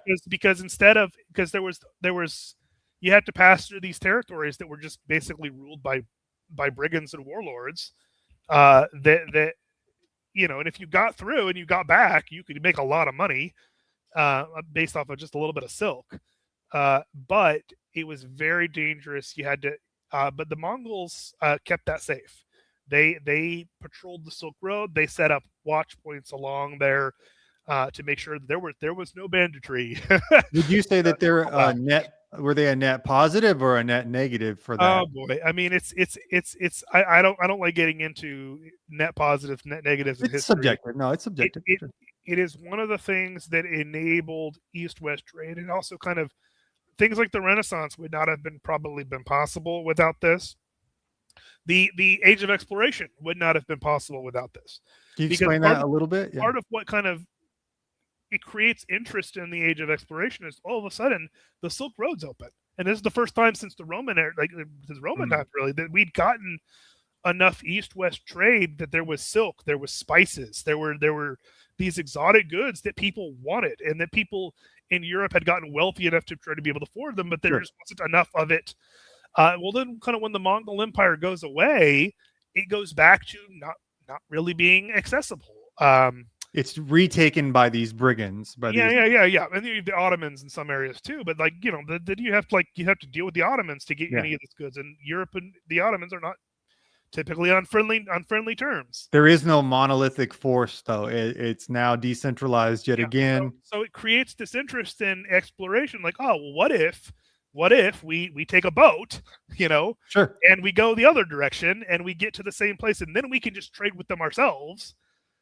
With these because they kind of loosely knew where the stuff comes from. Oh, like because they're using Roman accounts of what China was. They just called them They called them something that basically meant the people where silk comes from. Right. You know, and the same with the Chinese also knew about the Romans. They you know. It's amazing how far traveled they were, and not to diverge too much, but like the Vikings as well. There's African accounts from the Vikings. Yeah, so there was so this kind of things like Marco Polo's voyage and the tales he wrote afterwards about so Marco Polo, the stories that he writes are not just stories. It is I believe for the most part that those are. They may be exaggerated in some ways, but they're accounts of things that he experienced. He's more in the court. This is the court of Kublai Khan. Kublai Khan is the grandson of Genghis Khan, and Kublai Khan, at the height of his power, is the wealthiest, most powerful man on the face of the planet. Just ascendant from nothing, ascendant from the proverbial trailer park. Yeah. You know. And it's the wealth and decadence they had. The Marco Polo, there was a Netflix show. Marco Polo was very fictionalized, but it was interesting at least. I remember that. Yeah, I was really irritated when they canceled that because I liked it. I did too. Yeah, I watched several episodes. They canceled it on a cliffhanger too. Really irks me. And I am gonna spoil that because I don't want other people to have to go into that and not know that it's on a cliffhanger. But the overarching point of the show was like, no, he really did travel and he really did see the Mongols and the decadence, the wealth, the power, the prestige that they had, how violent they could be. Remember that guy was getting cut in half. I remember that part. Because they were only a single generation removed from being, mounted brigands. Like imagine. If like the greatest generation had nothing and then the boomers had everything a generation after, it's like one generation, that's it. And it's just like a complete world change. And this is kind of one of the fascinating things that happened is when the Mongol Empire fell apart, they basically went back to the nomadic way. Yeah, they just go back to the nomadic way. And there were attempts among various people to try no, let's hold on to what we've built. But it didn't work. They weren't able to do it. The tribes kind of reverted back to their nomadic lifestyle, and so these changes that Genghis Khan had tried to do, like they fell apart after a few generations. It's kind of sad. I think it's actually kind of sad. No, it kind of the victims of the Mongols wouldn't say that. We say the same thing about the tribes in North America. It is very sad that things ended up the way they did. I'll sum it up kind of neatly like that. It is inarguably, but the victims of a Comanche raid would not tell you that. They would be a Comanche raid be the same thing as a Mongol raid, essentially tactically and in its effect. And it's the same. We romanticize them, but I think it's also it behooves us to remember that brutality, and I think it is a necessary deference and a respect to show those cultures to say like, we haven't forgotten how wild you guys were. Like it's not that long ago, and be it the Mongols or the Comanche, it's like don't Don't sell them short as solely a romanticized culture. These were tough people. Yeah, they very much were. So after the Mongols, what is there? Is there a gap in a horse culture kind of monolithic leader? Does it kind of reappear with the knights, or is there something in between there? I mean, the Mongol Empire is during the Middle Ages, right? So Okay. it's this is Shows how much I know. it's contemporary to something like 1200s, right? But Well, it's while the Crusades are going on. yeah, the Crusades. Oh, wow. There's actually a battle where the Crusaders join with the Muslims to fight against the Mongols. The enemy of my enemy is my friend. The reason the Crusaders joined with, there's like the remnants of the Crusader states. They joined with the Muslims. No, they joined with the Muslims, not the Mongols. They joined with the Muslims. That originally they were thinking we're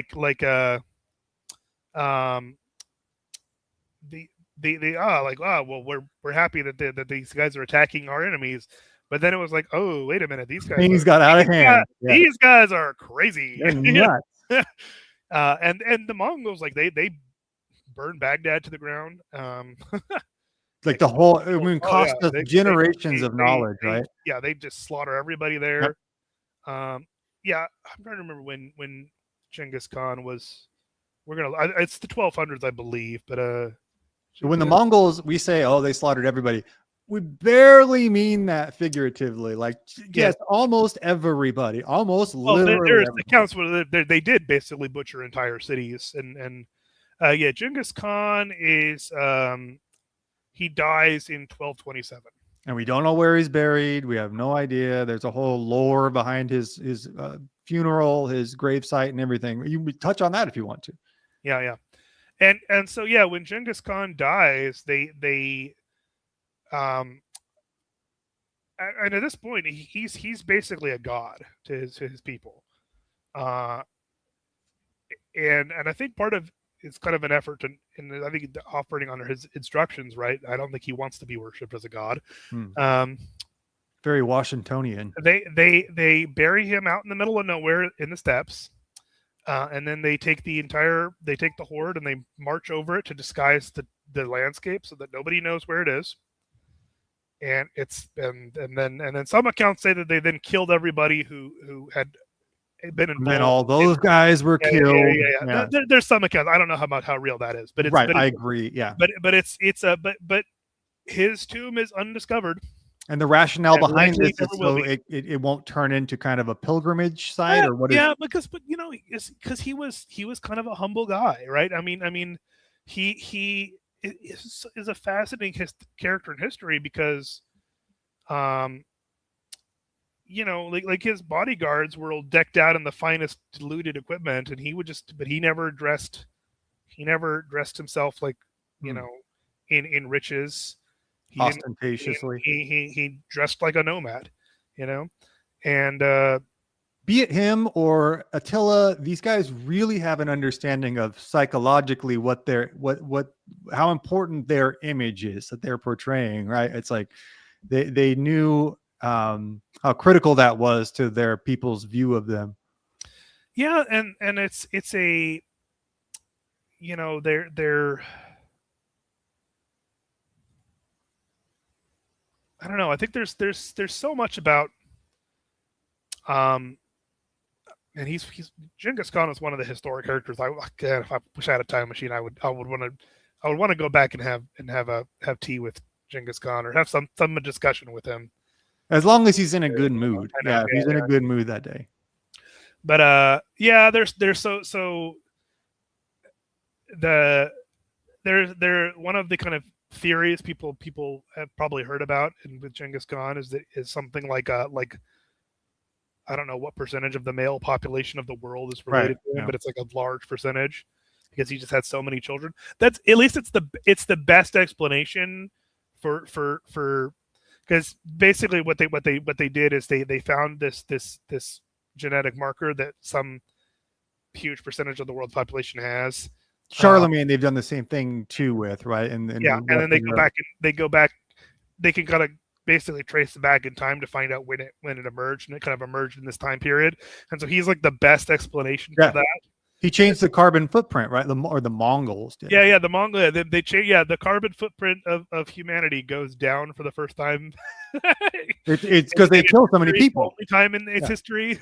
Yeah, absolutely. And then so Genghis Khan is buried, and then we still, it's not like the tribe or the Mongols dissolve. We have this lineage of fantastic leaders that follow in his footsteps that he's kind of set up, right? Mm-hmm. Yes. Kublai Kai. So his Odagai, which was his third son, was the second Khan, and then Odagai died. When Odagai dies, Kublai takes over. And they by the time of Kublai, though, they kind of split the Mongol Empire is too large. So they split it into 4 different khanates essentially, and they all kind of like Kublai is the big dog, like they all theoretically like owe fealty to him, but then like whether or not that's actually enforceable at any given time was kind of, you know. Can you kind of approximate like geographically how much territory they're holding at this time? Yeah, like, so they at this point their empire stretches from Korea to includes most of China, so all but kind of the southern tips of China. It kind of north of kind of where modern day India is. So all of like the all of the stands, the Kazakhstan, Pakistan, all the way through Iran. They control of Russia, of what's modern day Russia, basically up except the north western part of Russia, which is Novgorod, which is like based on Novgorod, which is itself a Mongol vassal state. They had sworn fealty to the Golden Horde. So they're not like technically there, but they control it. Yeah, and so like all the way through Ukraine, and up to the kind of the borders of Hungary and Poland. They've expanded out in all directions. It is the largest continuous land empire in the history.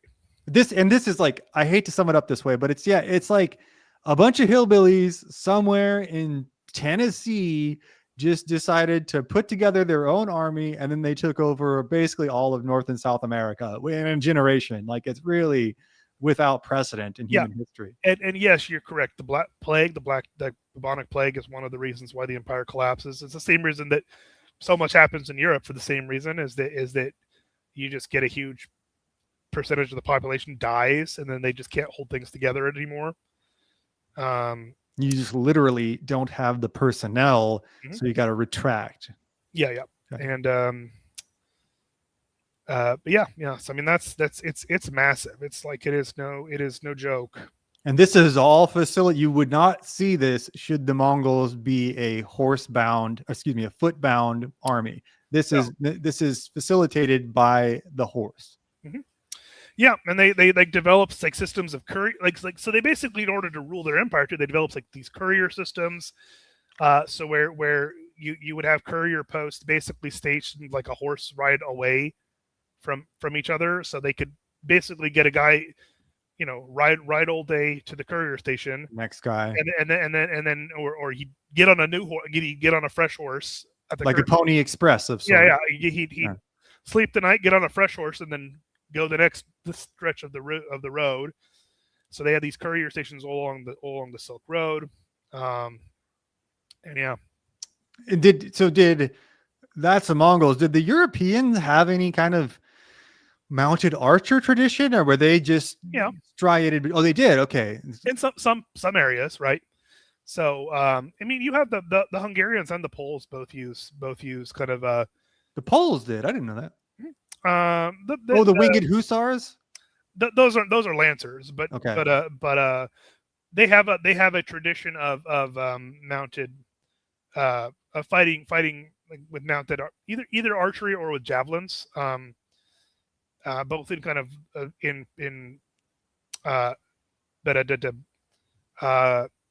Russia and Poland, Hungary, kind of the Eastern European, and the Armenians as well. The Armenians also used mounted archers. What's up, Armenian Bishop? That is correct. So, what did the Mongols? Did their fighting style kind of influence the Europeans, or were they still? It'd been a known. Like, this is a known thing, known way of fighting. But it wasn't kind of you know, it wasn't as common or as developed. And is that maybe because they don't have the large plains of the steppe? And they don't have as many. They don't have the sheer amount of horses. Horses are real expensive. Sure, absolutely, absolutely. So and it's also because of the way technology developed. They had counters to that. They had castles. Sure, right? You don't have like the reason you don't have just armies of complete mounted armies in feudal Europe is because you run into a castle and then you kind of like, well, I guess we're gonna have to get on foot and sit here anyway. Yeah, so we're gonna hang out here. You don't need to have that. It's not something that the culture has kind of developed around. So then what kind of facilitated the rise of the European knight? So as branching off topic a little bit, but the feudalism develops in the kind of aftermath of the Roman Empire. The Roman Empire is collapsing as part of kind of this because there's been these kind of barbarian tribes that have migrated in. The empire itself is bankrupt. That's plagued by civil war, and so the Western Empire especially is just in utter collapse. And as it collapses, its infrastructure and legal system and military system also collapses. Sure. So rather than having, a governor or who's kind of in charge of this whole area, you have feudal lords now. You have rural lord.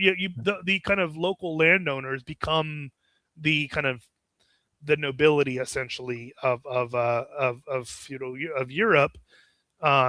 You were explaining last stream too about kind of the limited power of a king. Yeah. So the way this kind of develops over time is that you can think about it this way: is that okay, well, I am the lord of this territory.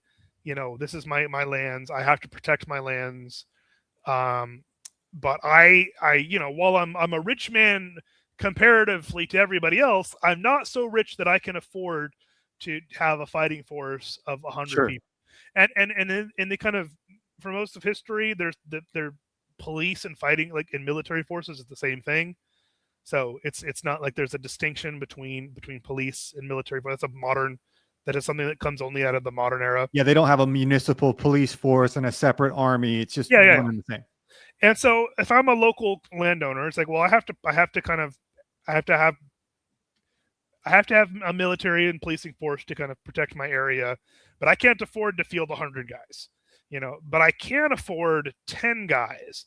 And if I'm going to afford 10 guys, I want them fielded and equipped in the best possible equipment. Absolute best. We're going to give them heavy armor. We're going to give them horses. We're going to make them shot cavalry, because shot cavalry is the most important. Shock, like SHOCK. Yes, SHOCK, right? Shot cavalry.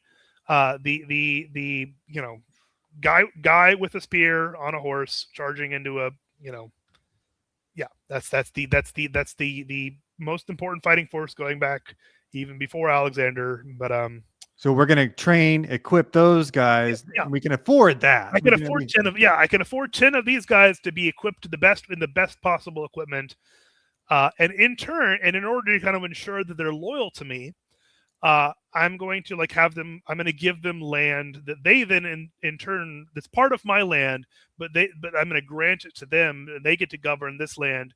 And in return for that, granting that land, they're going to be loyal to me. And they also then have obligations to train and equip other people, to fight. So if I need to call upon them in times of war, I can call upon them, and then they're going to come with a certain number of people that they're responsible for producing, like trickle down knighthood kind of. Yes. And that's kind of how, and so basically this is kind of what happens, and it trickles down for with the king at the very top, king of the country.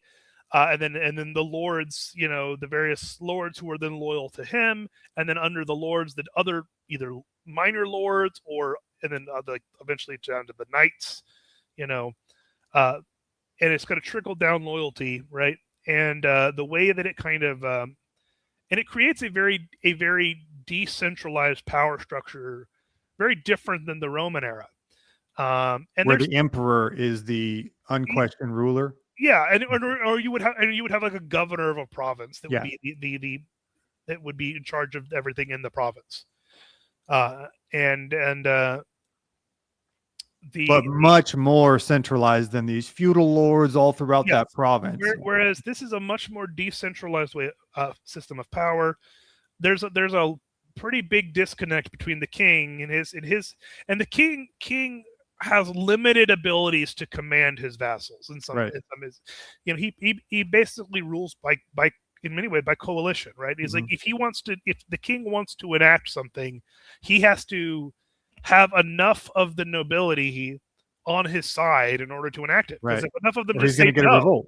Yeah, enough of them just and since these nobles, they have their own forces that are loyal to them, they can oppose the king if they absolutely had to. They are in fact a threat to the overarching authority of the king. Yes, so the Middle Ages is very decentralized in its power structure. That's what feudalism is, a very decentralized form of government. So the Parliament, the House of Lords, the House of Commons. This is an outgrowth of in England of feudalism. Decent, okay. This is how kind of how it play out in England. So the now. What happens over time is that, and this is a true. You see this cycle play out in history, time and again. Is there's kind of periods of decentralization and fragmentation, followed by periods of increased authoritarianism. And so it gets too far out, and then somebody wants to constrict decentralized, and so that things get chaotic enough. Then there's this that it creates a tension that has to be responded to with increased centralization. Yeah. And so at the end of the Middle Ages, what do you have? Right? You have the Renaissance and the Enlightenment. Okay, the Enlightenment and the Renaissance, they introduce all these new ideas, right? And so all of a sudden we're introducing all these new ideas, largely demonic ideas. Many of them are. I'm being half. I know. So I tend to agree with that. That's fun. Yeah. Carry on. I am not a. Couldn't help myself. I am not a nominalist. That's for sure, or a materialist in terms of my. We'll have to break those terms down after we conclude. Yeah. And so you get a period of kind of the Renaissance, which then of course leads into the Protestant Reformation. Mm-hmm. So Europe becomes all of a sudden very chaotic, and the chaos then kind of necessitates centralization of power and more kind of authoritarian rules. You get the idea. That's when you start getting ideas like the divine right of kings, which does not come from the Middle Ages, despite what people will sell. Oh, it does not. No. Oh, I didn't know that. Okay, it comes from the Enlightenment. That is not a middle. That is no. It had the king of France in 1200 said that he was the divinely appointed king. They'd have strung him up for that. Really? Okay.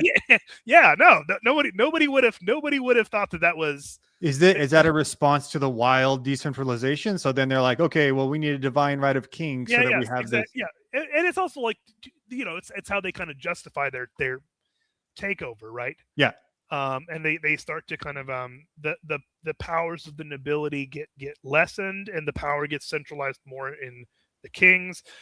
You get the kind of the disappearance of the martial class as a result of partially the change of technology. Yeah. Right. Meaning firearms and also the population differences, like it gets big enough that you have larger armies. So your skilled fighters become, and not even just firearms, but things like pike and shot tactics, like pike. Yeah, those huge change. Yeah.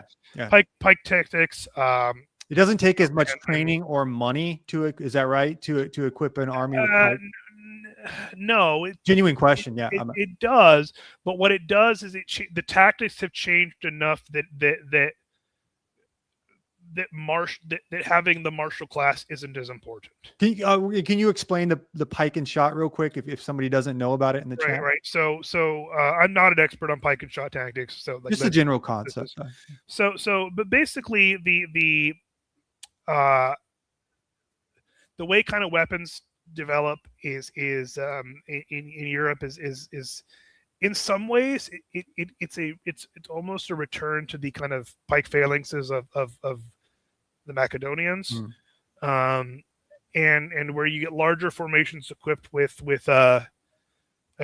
pikes, and this is kind of done to partially to counteract the strength of heavy cavalry, and then you get kind of tactics develop around that, and you're looking at essentially a wall of pikes, a wall of spears, basically. Yeah. Shot behind them. Yes, and then it's like so then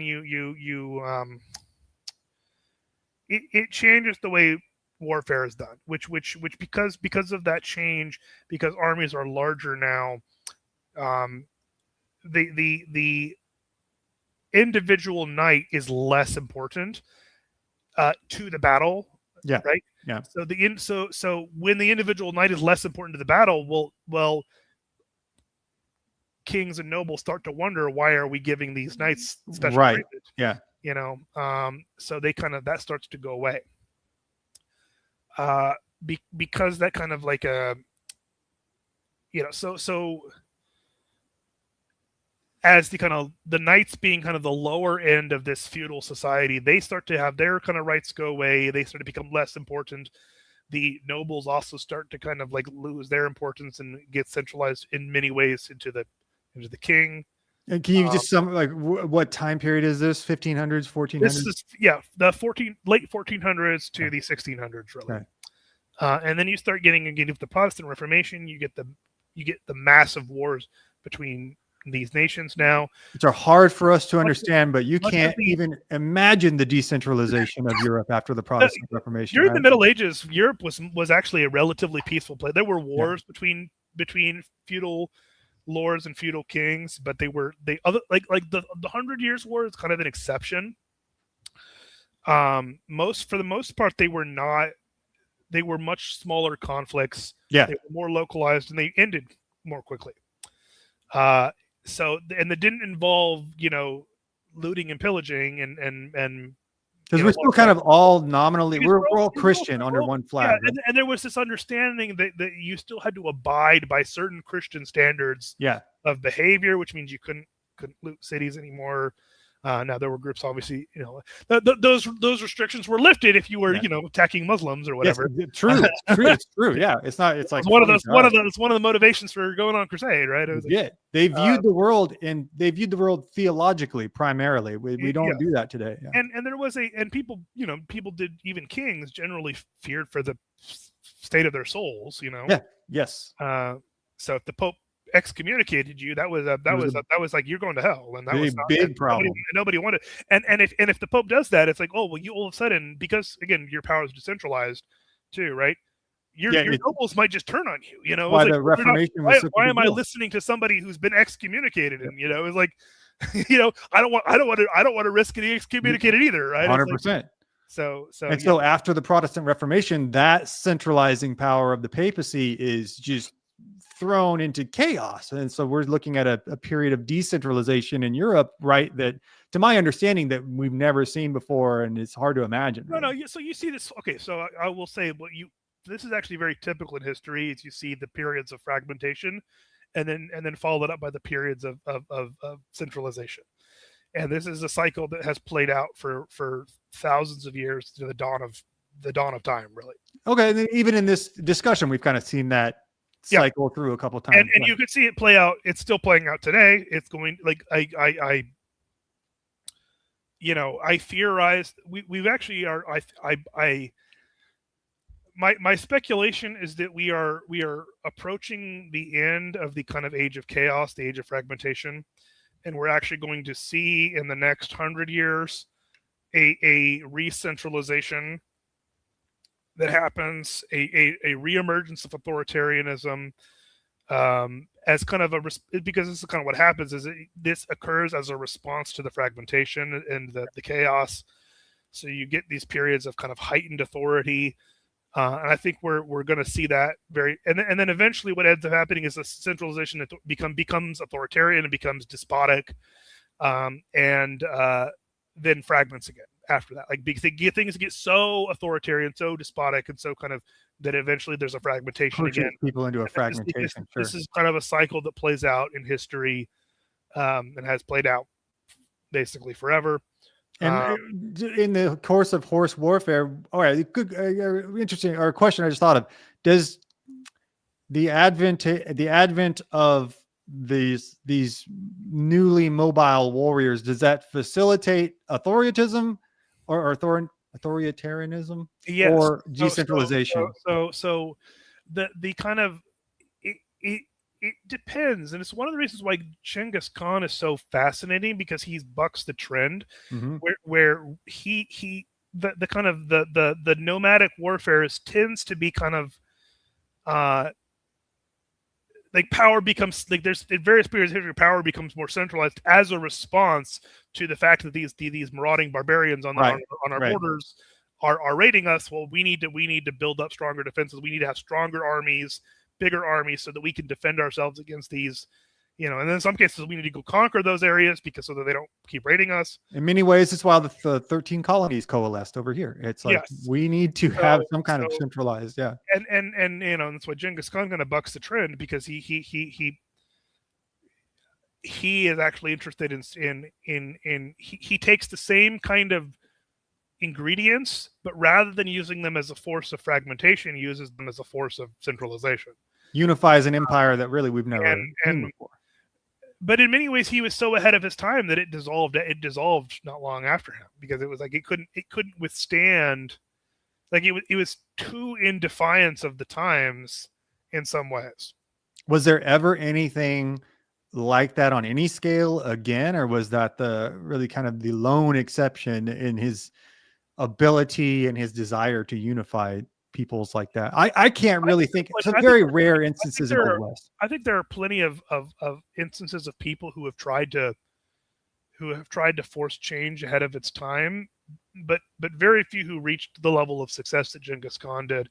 Had the capacity to do the capacity to do it. Most of the time, you don't even hear about these people, because it's like they don't get any traction. Yep. They can't convince enough people to get on board with their vision. There are countless medicine men in the history, especially the Great Plains, but where like they would kind of convince people to get together, but they couldn't. I'm allowed to drink on stream, right? Don't pour it. We don't know what Sam's doing over there. There's countless. I've always been interested how there was no real example of that in North America. We can talk about certainly Quanah to an extent, or Chief Joseph. There's a couple other examples, but their major problem was that if you could have coalesced all the tribes west of the Mississippi, they might have driven the Americans off. They may have forestalled American expansion by even. It's amazing that they did, as for 4 centuries, that they did at all. But if you were able to coalesce them, which they just weren't able to do, there was no Genghis Khan figure. He's so rare in the history of that. And I don't know, like maybe Napoleon after Genghis Khan. Like I can't really think of a particular figure. Well, I think Napoleon is another good example of a military leader who, the British had to ruin that for everybody, unfortunately. Yet again, we have some Brits in the chat. You guys, man, every attempt to recreate the Roman Empire after the Roman Empire just thwarted by the British. You squashed it out. Mm-hmm. Is that what America was trying to do? Like recreate their own kind of. Let's put it this way: it is not a coincidence that our national symbol is an eagle. Okay, yeah, I never thought about that. And we have very Greco-Roman architecture. Oh yeah. Okay. So it's hard to understate how deeply important Rome is to the entire mythology of Europe.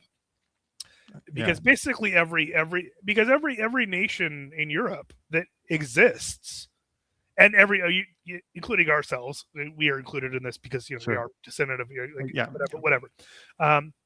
Essentially derives its origins from Rome, either as trying to recreate Rome or trying to oppose Rome. Yeah, that's a great. I hadn't thought about that. And this is a very kind of there's a mythological significance to this. And so it's not an accident that our national symbol is an eagle. That you look at what the White House is. It's like what are these buildings are very. They're attempting to kind of recapture the classical excellence, Did Romans have a notion of manifest destiny? In some ways, yeah. Like manifest destiny itself is very similar to the I mean, people have kind of come up with reasons to justify their conquests for all the time. I just didn't know if it's more incidental or if it was part of their. Well, the Romans believed in their own superiority. I mean, that they were deserving of this. That they had kind of they were entitled to this conquest, and it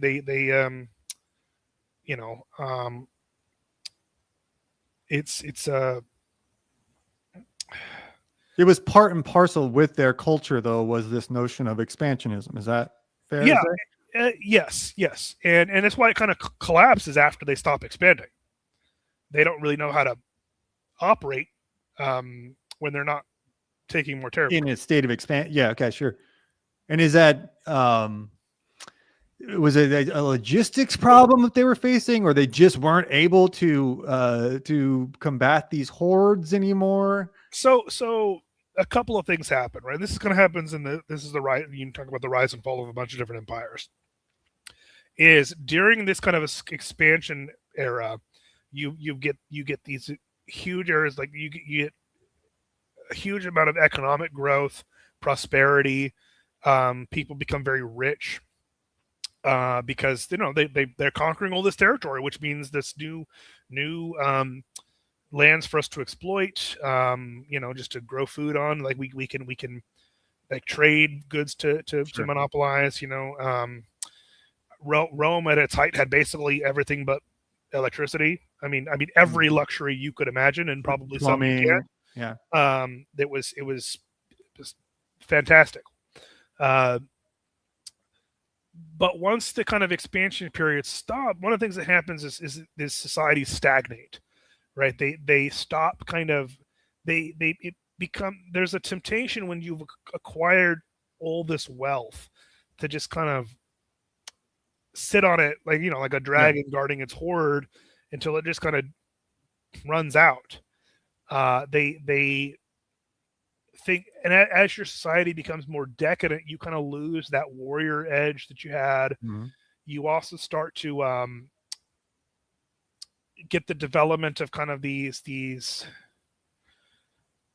you get internal corruption because at this point, okay, so if you're a person who during the kind of a period of expansion within the Roman Empire, if you are an ambitious young person, well, one of your ways to secure wealth and status for yourself is to be a legionary commander. Yeah. Rise through the ranks and go out and conquer new territories. And there was this effort to support that, and you be a retirement plan for you get land. Veterans would be given lands to you basically become nobles. Okay, well, once wealth accumulates to a certain point, the now if you're an ambitious young man, it's not going to be, well, why would I bother having to go risk my life to accumulate wealth, but instead I can be a politician or and I can through sometimes corrupt and sometimes just normal means accumulate wealth and status that way. And so this kind of corruption happens as societies stagnate. They become decadent. They become more degenerate. Does all this corruption happen in Rome itself, or is this like happening out? Okay, it's that centralized. Oh yeah, yeah. Yeah. I mean, Rome. You know, man, it's The center of the world it, at the time. At the time. at the time. But it was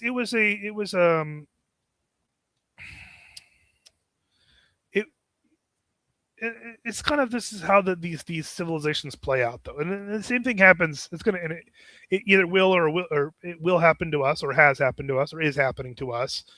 Is there's kind of a cycle that civilizations go through, where you become stagnant, you become decadent, you become degenerate in many cases. And that's what happened to Rome. Is Rome became very degenerate. They very, like, hedonistic in their kind of and appetites. Yeah. And what that ends up doing is that it creates resentment, and resentment festers, and until amongst the lower classes and the satellite. Yes, very much so, because it's a resentment festers until it eventually boils over, right? And we're looking at this cycle of hard men create good times, good times create soft men create bad times. Like, I'm sure people have heard that kind of it articulated that way, but that's a simplification in many ways, but it is essentially a pattern that plays out over centuries. I don't mean in generations, but like it plays out. Sometimes it is over generations. It depends. We may have seen that in the 20th century, to be frank. Well, we really, in America, this is actually a big problem for us, is because we are operating right now in the aftermath of a time of unprecedented prosperity, affluence. Yeah. And you have people who are, I don't know how old people are in the chat. I'm in my mid-30s. Very young, very good looking chat. I'll say that. Right. I'm in my mid-30s, and I've grown up in an era where and I think many people who are my age and younger, especially who are the generation after mine, who just feel like this level of prosperity is completely denied to them. Yeah, absolutely. And so you're going to getting that resentment then built up again, and this is a big problem. Like, this is a problem that's going to keep getting worse. Yeah. The longer, the more generations that this happens to, this is a that resentment doesn't just it doesn't just transfer from one generation to the next. What it does is it festers and builds up over generations. It exacerbates, right? And farther and further. And to where eventually then you get, eventually you get revolution, right? I mean, and that's just kind of the there's a cyclical nature to this in history. Even people like Karl Marx is wrong about a lot of things, but he is right about this. And in many ways, Karl Marx, like, he was clever enough to great way to start a conversation, by the way. Karl Marx is wrong about a lot of things, but he's right about this. Well, he was. I'm with you. Sorry, but it's like it's broken clocks, man. It's true, and it's like he understood that history had a cyclical nature. Now, he misunderstood how it played out, but he had the wrong he had the wrong solutions for that, very much so. He could very much so. But he did he did not as hardly alone, and the people of recognizing that, yes, there's this kind of this cycle of kind of expansion and collapse, and these interconnected cycles that kind of play out. That's inarguable. Mm-hmm. Yeah. And we're kind of seeing the end of an era, because we're seeing the end of the post World War II era. Yes. Yeah. Of the kind of the world that you look at what happened. So really starting with World War I, it was the end of the last age of authority. That was the real turning point. I would argue. The World War I was the end of monarchy. One of the great monarchies. basically all of them disappear. Christian monarchies, I think specifically, like that had to be eliminated. Yeah, well, even I mean, Islamic monarchies too, because the Ottoman Empire. For sure. I just mean like they made a real concerted effort to take out the Romanovs. That was a massive the Romanovs. I mean, who you know, were spiritual successors to Rome. Yes, it's why they're called czars. Yeah, and the World War II in many ways is kind of the last attempt for the age of authority to kind of reassert itself. So you get the rise of fascism and communism, and you get this attempt to kind of like, oh no, we have to have this age of authorities and empires. Yeah. And it's the last gasp in many ways of that. And then ever since the end of World War II, we've been in the age of fragmentation. Yeah. Age of chaos. The empires have fallen away. The world has fragmented. You get these kind of the boundaries between nations go away as populations move in and out. You get the philosophic and boundaries kind of go away. It's why you get that's. It's why the I'm going to get controversial a little bit here. Why you start to see the kind of alternative gender ideology emerge. This is not a coincidence. The same thing happened at the end of the Roman Empire. Yep. And the Weimar Republic is that the blurring of the lines as the boundaries all just go away. The dissolution of this kind of I hate to say monolithic again, but this monolithic cultural norm. Yeah, and so what will kind of inevitably replace that is a period of, and I don't know whether it's hard to know whether we've entered into the age of kind of stability or of centralization, or whether we are still in the last days of the age of chaos, or whether the age of chaos has still got a while to go. I think we're towards the end. I think what we've really seen in the last couple of years is the kind of the death throes of the age of chaos. And kind of keeping in theme with the program, I think, well, yeah, like you were talking about earlier, yeah, the horse now would be like what? I would argue that the horse, the cavalry in World War I morphed into air power. And then air power may have morphed into drone warfare, or like what's the decentralizing factor here? That it's information warfare probably. Oh yeah, but you also want to see why you see looting coming back into style, right? Yeah, great point. It wasn't like that. It was so rare when we were growing up, and now it is rather standard, a rather expectable practice in chaotic areas. And so it's a what we'll see in the future is kind of hard to say, but it's so and this idea that these kind of cycles have played out in history forever is a very ancient idea. You see this in early kind of both in ancient Judaism. I was just going to say Christianity. You see it as kind of there's this idea that there is Leviathan is the cosmic beast of chaos. And Behemoth? Is the beast of tyranny. And Leviathan and Behemoth are constantly at war with each other. And over periods of history, one will kind of be dominant over the other. And then what very typically happens is towards the end of one period when one of them starts to lose ground and the other starts to kind of gain momentum, you'll see this attempt to try to like reassert itself real quickly. And so that's why you get things like, I think that's what World War II was. Yeah. It was the attempt to kind of re-enter into the age of authority, which failed though, because it was always going to fail because we saw wild decentralization after World War I, right? Like it was and then World War II happens, tries to kind of reassert itself, and then it immediately things start fragmenting again. Within years. It's very short. The British Empire just completely collapses. The colonial empires just all go away. For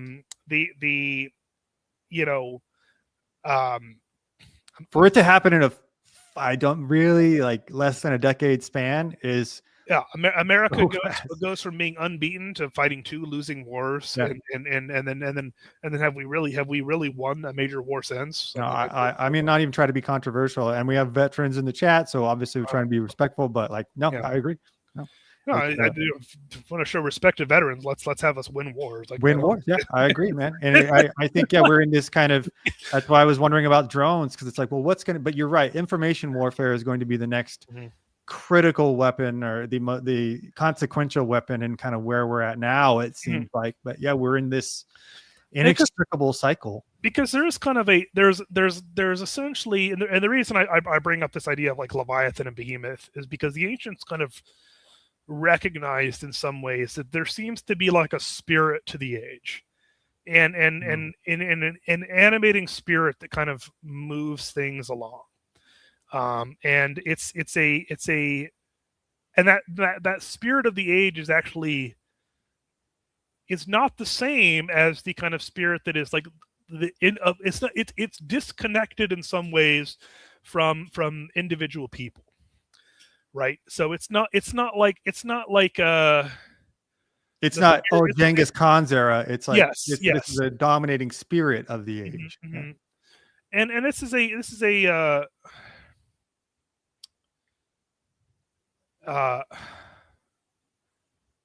it creates this kind of an issue where how often have you thought in the recent years where decisions were made on a political level and you thought to yourself, how did anybody arrive at this conclusion? Because it almost feels like, and you can't meet anybody who actually thinks that this was a good idea. Yeah, and it's just baffling to everybody of like, how did anybody think this was a good idea? And the answer might be that nobody actually did, but they were so caught up in this kind of movement fervor. Yes, that nobody actually sat there and said, well, this is a good idea, but I'm going to vote for it anyway. Or this is a bad idea, but I'm gonna vote for it. Like, be a bad idea. Nobody thought about that. Like it because this is kind of how susceptible we as humans are to these things. We think that humans think that we're in control of things, and so often we're not. Yeah. You know, I've noticed that, at least in playing out.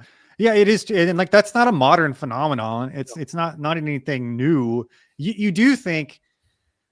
Yeah, there is some spirit, a spirit of the age that you'll see. It's not even relegated to a particular country. It does just seem like, look at World War II, where this fervor took over both the Axis and the Allies, where it was like, we had such a fervor that we joined with communist Russia. We're like, yeah, whatever. We joined with Stalin. We made this devil's deal to like confront Hitler, and it's right. Like the spirit of the age was to take out Hitler. It's like, yeah, and it was I understand, and I understand. Like, Hitler was a phenomenally evil person, obviously. Yeah, nobody reasonable debates that, but it's like, yeah, nobody reasonable, no serious person. But I think it is reasonable to say, like, well, what cost did we pay for that, and was that cost like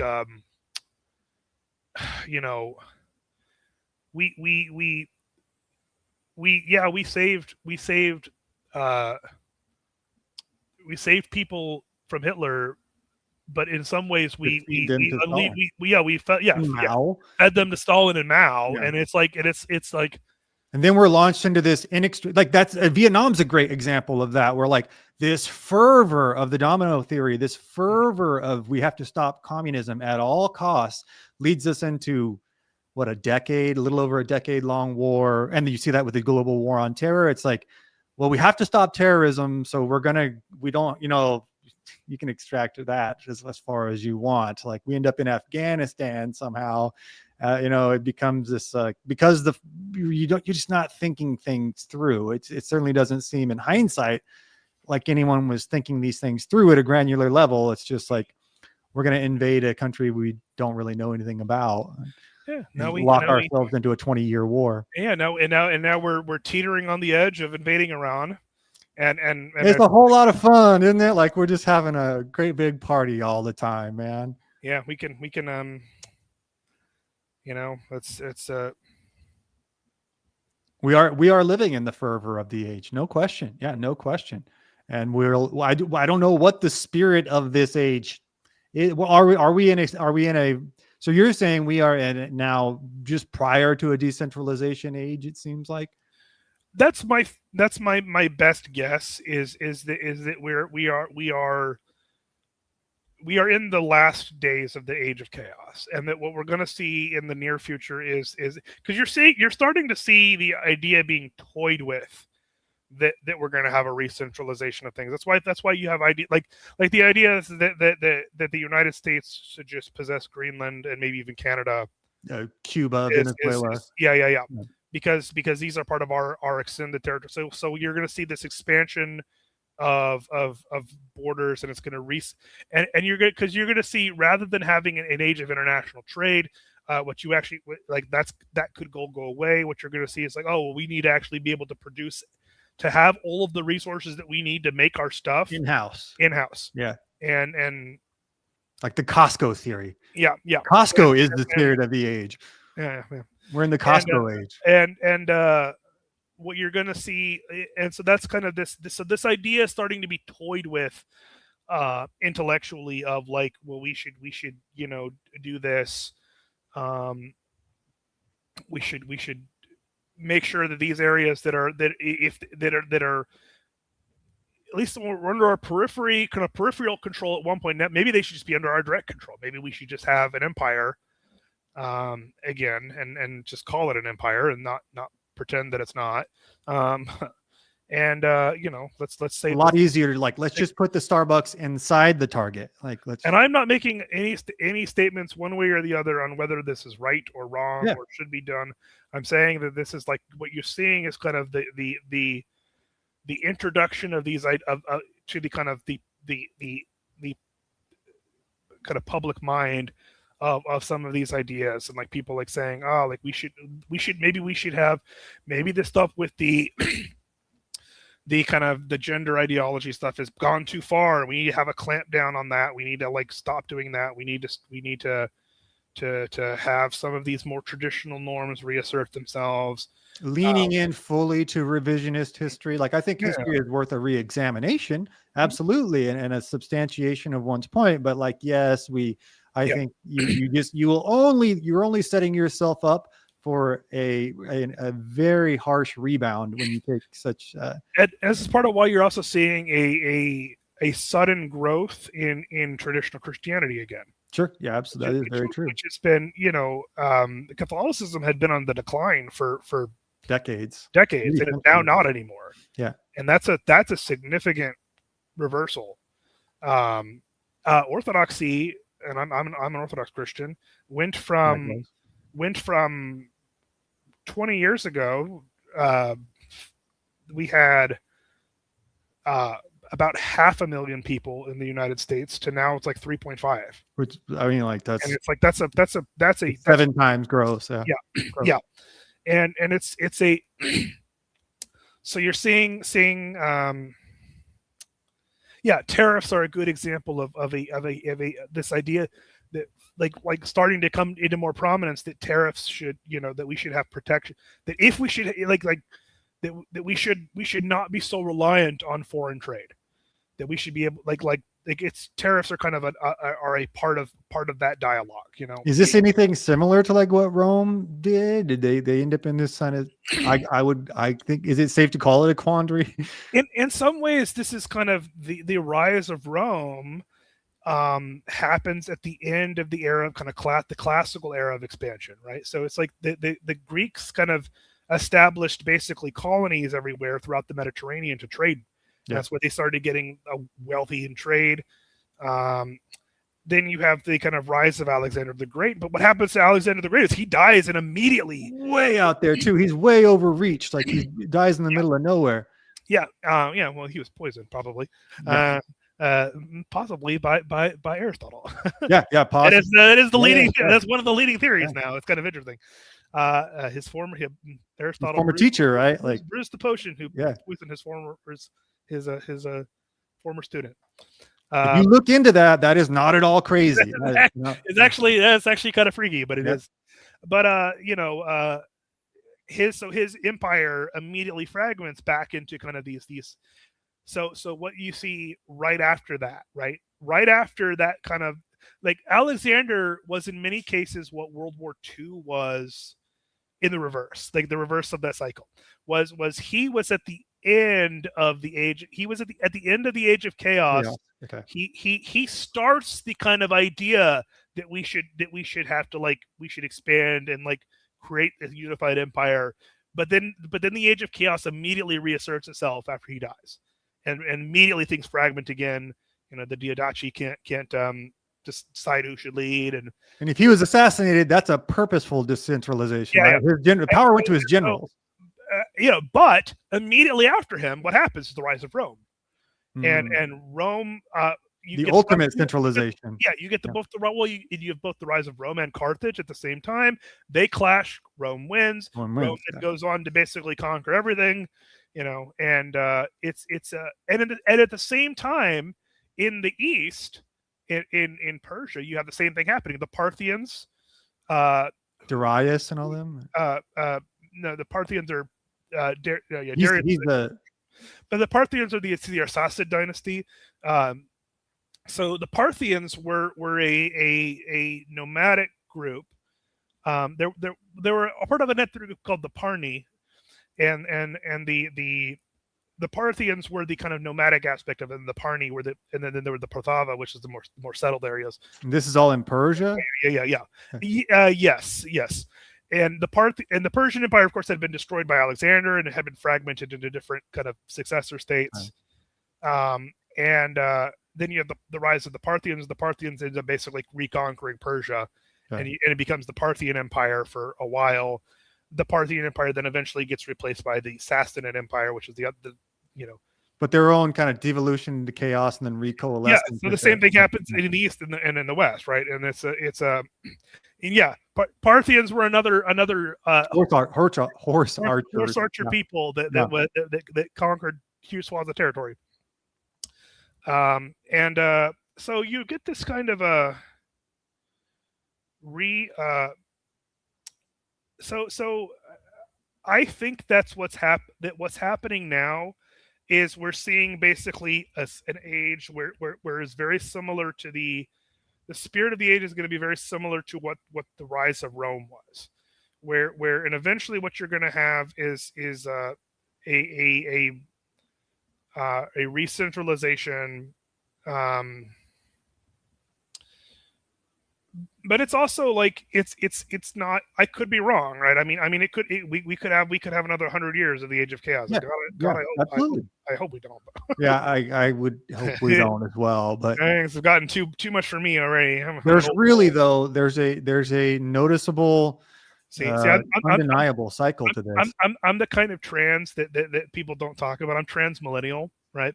My real authentic self is like a 1200s German knight. That's my actual self. Like, and I should be addressed as my lord, right? Like I think my real actual self is like a late 1970s cowboy. It seemed like you know what I mean? Like just when it was like really coming into vogue and you could wear like that feather thing on your hat. That seems like the most fun thing.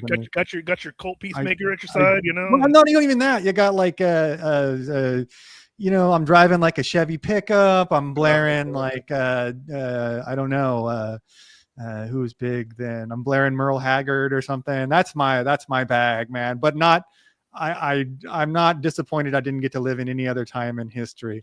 Mm-hmm. It's always my main. Anytime before. I think a lot of people feel that way though, which is anytime before the combustion engine, I'm out.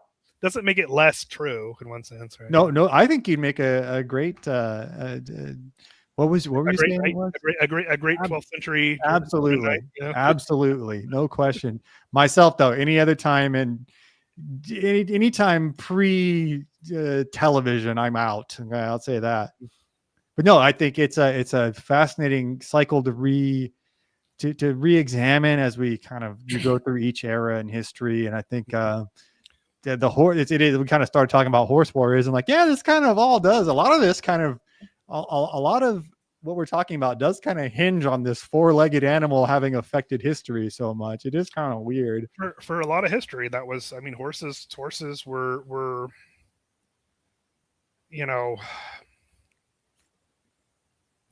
huge factor in warfare. And they were representative of wealth. They were also money. I mean, because it was it's such an important factor for warfare, right? I mean, like, there was a reason you had to, like, it was the strength of your nation in some ways could directly be tied to how many mounted guys you could field. It's the same as today. Like, if you don't have an air force, you don't have a nation. It's or you don't have a powerful nation if you don't have an air force. And like we were saying earlier, the knight evolved into the cavalryman, who I think evolved into the World War I fighter pilot, who we evolved from there. But it's the same mentality, and I think even the same kind of strategic implementation, be it cavalry or air forces. And you can't underestimate the B-52, and you can't underestimate the horse in the course of shaping, at least the horse in ancient history, and the B-52, let's say, in the course of modern history. I think is Coach Holtz in here? Coach Holtz worked for the air. He's a retired Air Force bombardier, I think. I didn't see any comments. I think I saw a super chat or two pop up too. Yeah, there were. We do have a super chat. Terry R with $10 super chat. Great show. Thank you very much, sir. Terry R. I think that's a guy's name. Coach Holtz, late to the party. I love the Crusades. Thank you, Coach. Thank you very much, man. I was hoping to see you. Been watching a lot of Greco lately. Also, shout out to King Baldwin, Kingdom of Heaven. There is no more vociferous fan of King Baldwin than Sam himself. I'll tell you that. Guy was pretty remarkable. I really, he is. I can't imagine having to live through leprosy and still doing a fragment of the things that he did. I'm really surprised. You've talked about this before, about how the Catholic Church does not want to glorify crusaders if they can help it. But I am shocked he's not a saint. I am shocked he's not. There may be a period of time where the Crusades come back into fashion. You might be kind of and I think I think that this might happen sooner rather than later. Quite honestly, I think you're already seeing actually a lot of kind of, it's weird, in spite of the way that this was taught to people like me when I went through schooling. Cool. Yeah. I think you're seeing a lot of young people, young guys especially, who are like, wait a minute, no, this was heroic. When we went through high school, the Crusades were verboten. This was a European colonial effort, and it was like, nah, I don't know. There was a real purposeful if you do any deeper dive than that, you realize that at the very least it is a nuanced topic. It's just a nuanced topic, and it's also like the fact that Islamic expansionism was a huge existential threat. It literally, an existential everybody threat. that encountered, right? Yep. Go ask the Zoroastrians. Oh, you can't, you know. It was just like, okay, it's the first. If you don't know, it's the first really, I guess, monotheistic religion out of Iran. They're contemporary with early Judaism. So, they were one of the first monotheistic. Was early Judaism completely monotheistic? Yes, I will say that yes. That answer is just a genuine question. Yeah, I don't know. There are some scholars who will claim that the ancient Jews had a kind of a feminine goddess as well. I've heard that. That's wisdom, right? I think that I'm of the opinion, and my school of thought, that it's like that's not the case. It was just it likely wouldn't line up with the House of David. No, like you would kind of need a monotheistic. It was always a monotheistic religion. Now, one thing about Judaism that is, at one point Judaism was an evangelizing religion, right? So during the kind of the Hellenic era, like the era of like the Alexander of the kind of when the Hellenic expansions, and then after both like during and after Alexander the Great, Judaism was a people converted to Judaism. Did not know that. Right. Like Greeks and other groups of people that settled in these areas. That's why Judaism spreads through.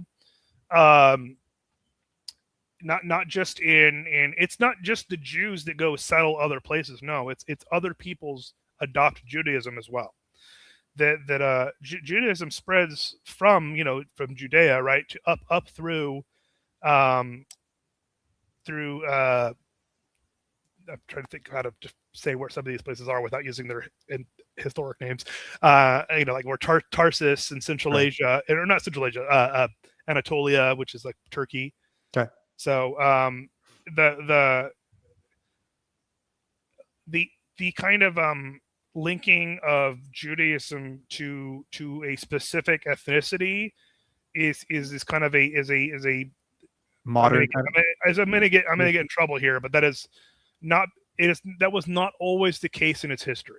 It's important to understand that, to really contextually understand the entire. I didn't know that. Yeah. That really puts a lot more into frame for how it expanded. If it was just this insular, genetic based religion, how would it expand like that? Okay. As different people settled into these areas, and as Jews themselves expanded, and their populations expanded, that were other peoples converted to Judaism. Okay, I didn't know that. That's very interesting. And yeah, so that is an actual. And it kind of begets the evangelical nature of Christianity, and would that be so? It's like it didn't come out of nothing. Yes, exactly. Yeah. And what ends up kind of modern Judaism is in many ways, their development becomes very reactionary to Christianity post Christianity. Okay. And so it's kind of the modern Judaism is it's very different than biblical Judaism. Yes. Yeah. In terms of its both of its theology, and its philosophy, maybe evangelism. Oh yeah. Yes. Yeah. So it is a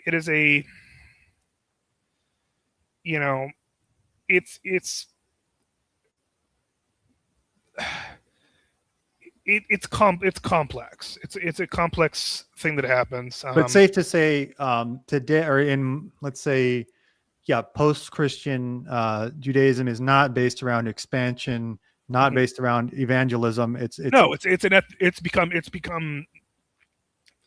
It's not impossible. Now people do convert. Melania Trump converted. Not all factions of Judaism allow that. But it's not. It's not. And many of them, in case someone's confused today, it's like, well, it does happen, but in general, not in every faction of Judaism, okay. and also, you're not necessarily. You may convert to Judaism, but you're not. You don't necessarily. I hate to say this, but in some ways, you may be kind of like a second class, citizen. That is. It depends because Judaism itself is not necessarily not monolithic, right? There are different branches, there are different schools of thought. So I don't want to dive too far down. I'm not too far on that, and I'm not But in the general kind of that is still rather unique in world history, because in general, you do see societies. It seems like in general have this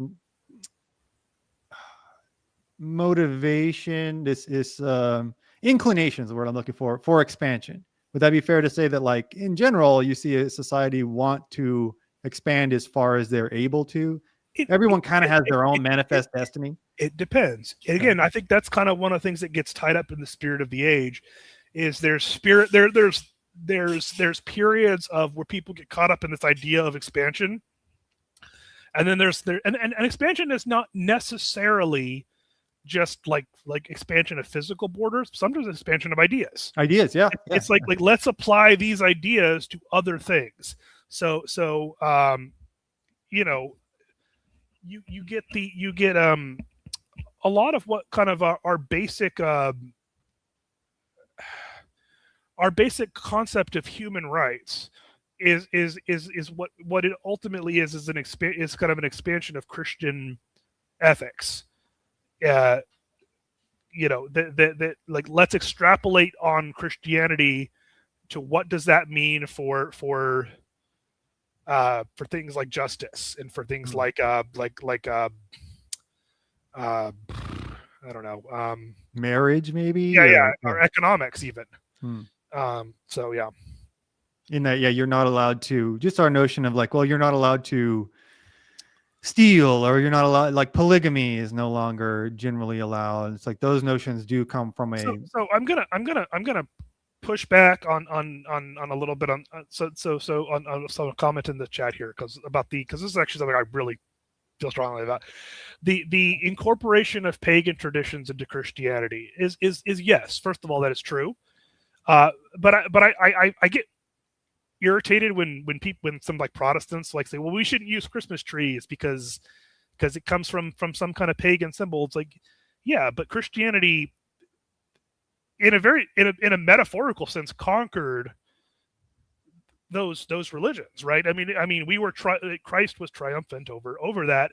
We can use those symbols because the missionaries who went to those areas, in many cases, they took the symbols that they had and said, look at how this points towards. Yeah, it was a way of saying this is speaking their language, like in a. Yeah, St. Patrick very famously did that with the clover, right? To explain the Holy Trinity. Yeah, yeah, and it is. So I don't think I think it's acceptable to use those symbols. I get real. Little touchy. I get touchy on that one, and the other one I will say 100. Okay, so the people who say that the date of Christmas is an appropriation of a pagan holiday are completely wrong. The historic evidence of that is non-existent, and the evidence is that Christians, at the very earliest Christians, put December 25th as the date of Christmas, and the reason is because if you count 9 months, if you count 9 months from back off of Christmas, you get Annunciation, right? So when and there was an old tradition of that prophets were born on the same day that they were conceived on the same day that they. It's not Annunciation. You get yeah, okay. Prophets are conceived on the same day that they died. Okay. So it's if you count 9 months from. Oh, okay, from, okay, from okay, yeah. From, I think it's March. Is it March 25th? Pre-Easter though, right? Like. So I'm so bad at knowing the numbers of months. Ask the chat, man. I'm terrible about it. But you're saying so like that would fall in line with a conception, Christ's conception in March would fall in line with his birth in December. Yes, that's why the date is the way it is. I know another guy who the idea that this is kind of an appropriation of a pagan holiday is like that's a thing that comes out of the Enlightenment, an idea that comes out of the Enlightenment. There's no evidence of that. If you guys can't tell, Sam, and I would include myself in this too, but not a big fan of the Enlightenment. No. It is, I think, a misnomer. Yes, it is very much. It is very much the Enlightenment is a convenient term used by Enlightenment thinkers to describe what they were doing, because they, it's like a Yankee fan saying that's the golden age of baseball. It's like, well, it's a golden age if you're a Yankee fan, like from your perspective, it is, but it's not particularly enlightening to the rest of it. I think Aristotle would think the Enlightenment was completely dumb, like our real thinkers, but that's a controversial stance to take. But the point being that it's like, I think a lot of fallacies, and a lot of revisionism has its origins in the Enlightenment, which is, I think, for a historian and a theologian, maybe even a mathematician, that's unfortunate. We do all of those things rely on a universal reality that I think the Enlightenment tends to try to pick apart, unfortunately.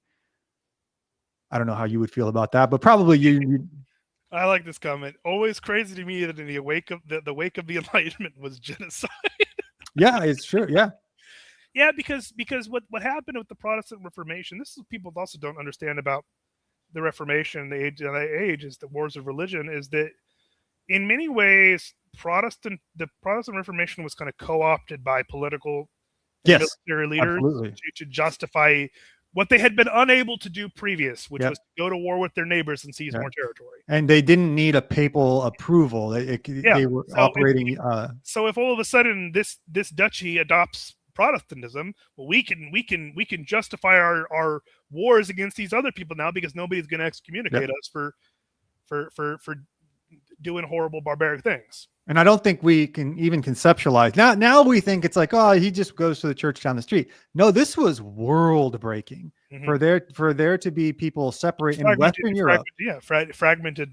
It was unthinkable. A generation before that would have been, it's like the, I don't know, the flat screen TV or something where it's like, you would have never thought that was possible a generation before, or the automobile or something where it's like, you would have never thought that. And so for there to be this fragmentation in the Christian faith in Europe, you saw that there were like movements that kind of predated the Reformation. There's a schism led up into it. That like the Hussites in Bohemia, and we had a other groups as well. It's like this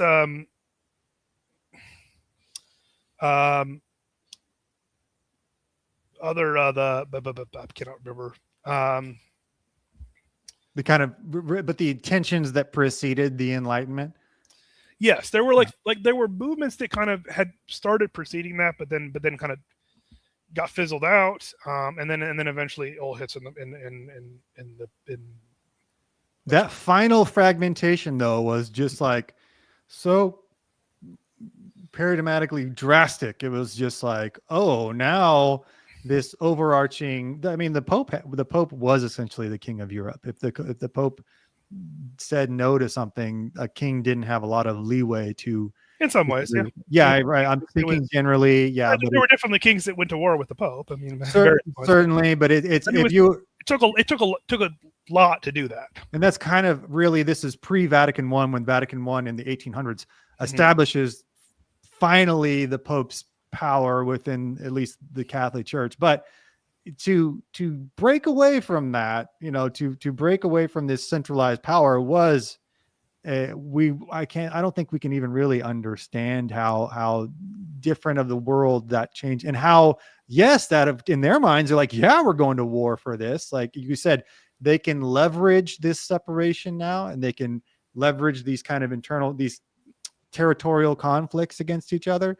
And it's just like it's a whole new, to separate from Catholicism in Western Europe was just something virtually unthinkable. Like you said, you're voluntarily, in a lot of people's minds, going to hell. You're like, I'm gonna comment on something in the chat here because that's interesting from Armenian bishop.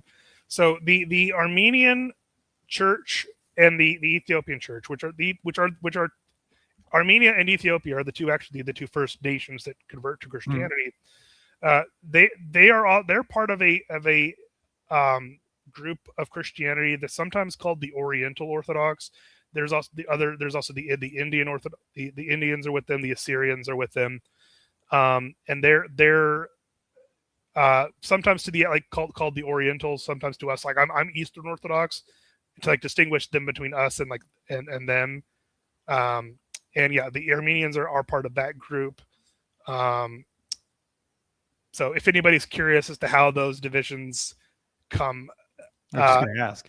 I'll ask. So those divisions come at the Council of Chalcedon, or Chalcedon, depending on how you want to pronounce that. And which I believe is the third ecumenical council, I want to say. Can you just say what an ecumenical council is real quick, like the bishop? At various points in the early church, after starting with the first council in Nicaea, right? So Christianity was legalized now. But what happened is during this period of time when Christianity was under persecution, there'd basically been some offshoots of Christianity that different kind of teachers teaching different things. You had, especially in the early in those days, the rise of, there was a priest called Arius, and Arianism. Arianism preached that Jesus Christ was a created being, and he was not. That there was a time when Christ was not. He was more like a demigod than an actual. Which is a major problem.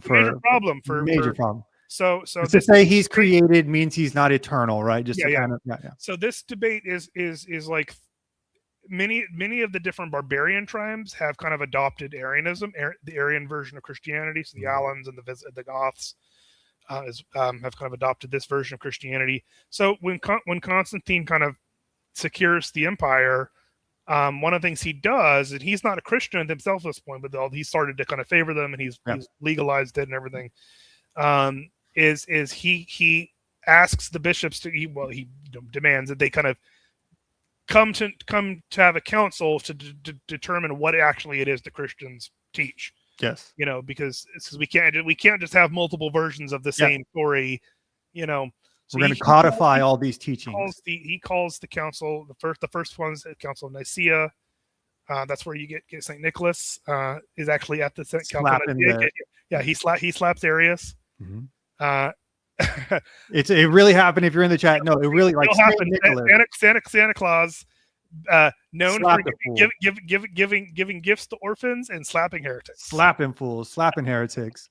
But anyway, the third council, I believe it's the third council, the Chalcedon, creates a division within the church, and the third council is over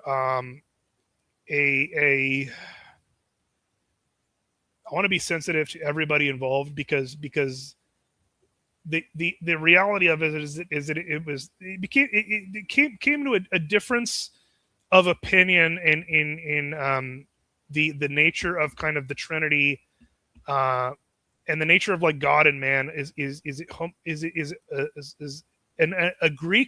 two Greek words, which is homoousios and homoousios. Yeah. And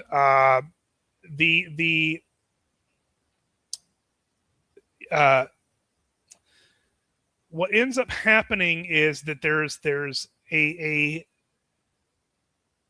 some branches of the church do not accept the Council of Chalcedon and schism off. And that's actually before the schism between the Roman Catholics and the Orthodox. That's actually one of the earlier schisms.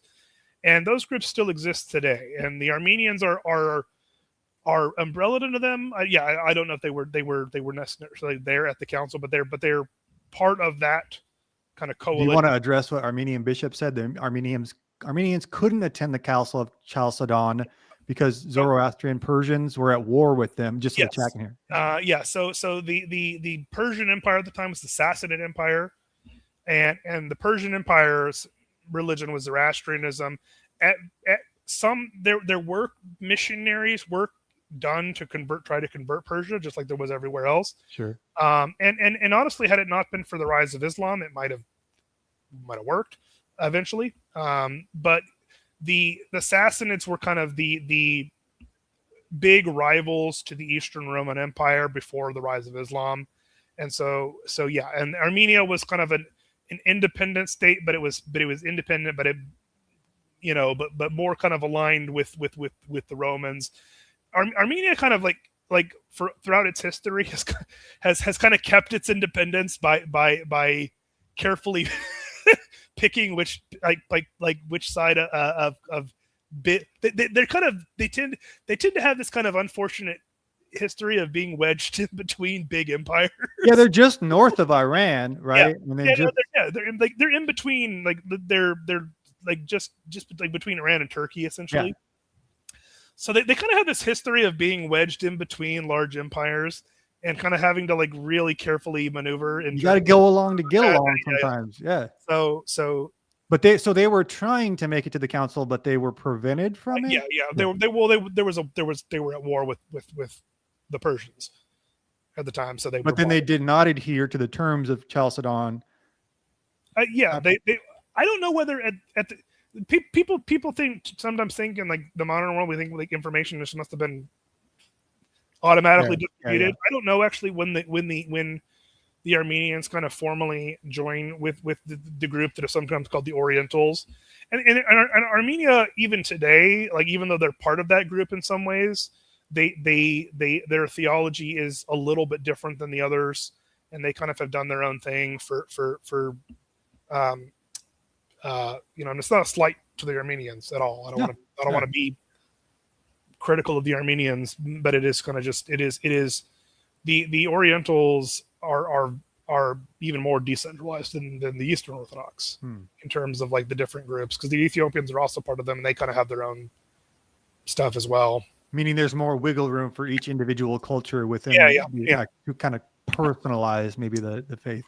Yeah, and they adopted Christianity so early too that it's very. Armenia is the first. They're very proud of it. Both Ethiopians and the Armenians are very proud of that fact. Yeah, is that they've adopted this.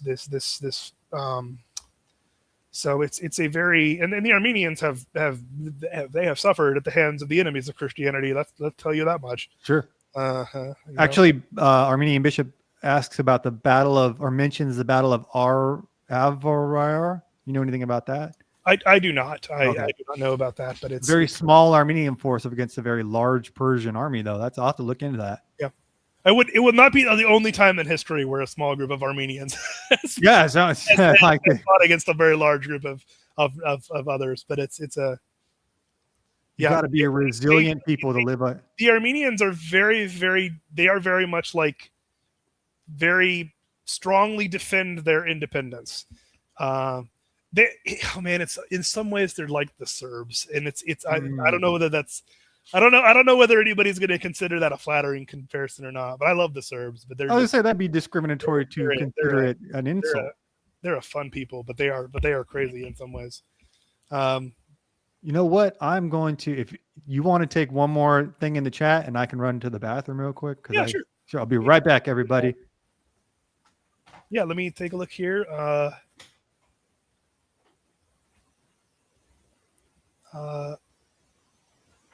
I love the Balkan peoples. They are great.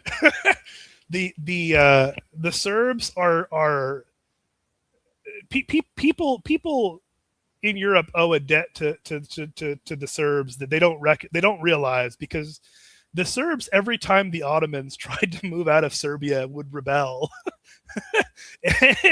and cause a huge hullabaloo, which would cause the Ottomans to be forced to withdraw and deal with that. And not go any further.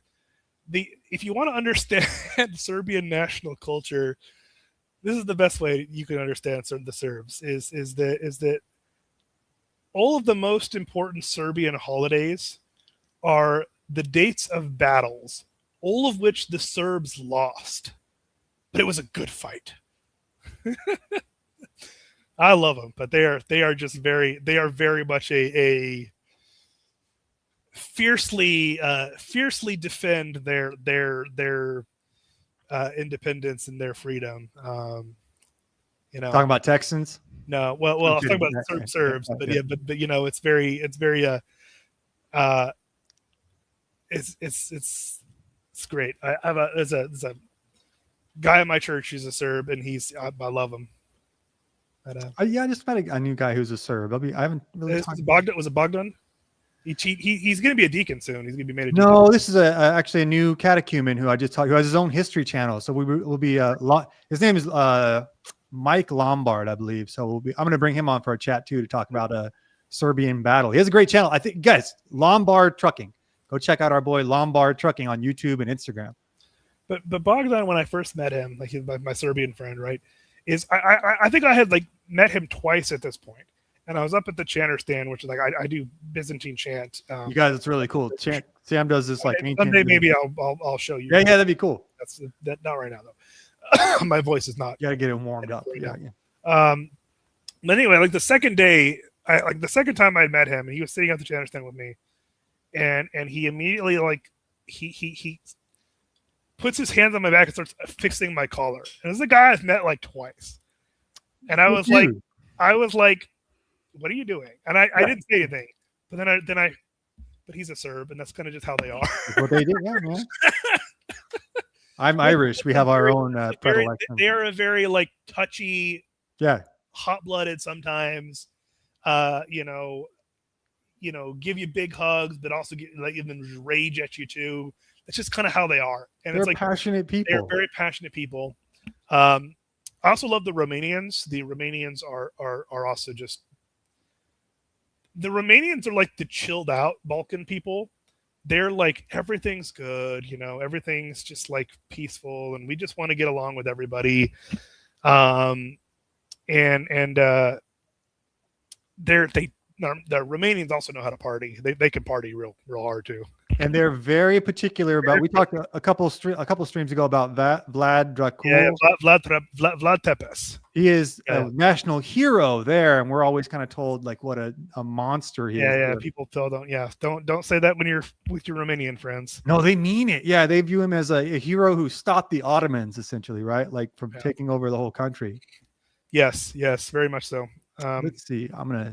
If you see any chats that stand out to you, let me know, because we got so many chats, guys. This is awesome. We were on such a flow that I was like, usually I'll kind of stop and check the chats, but we were just. Rachmaninoff's Vesper is so good. I'm sorry. I'd love to have heard that. I'd love to do some of that someday. What is that? Armenian bishop here posting Slavonic liturgy music at his church.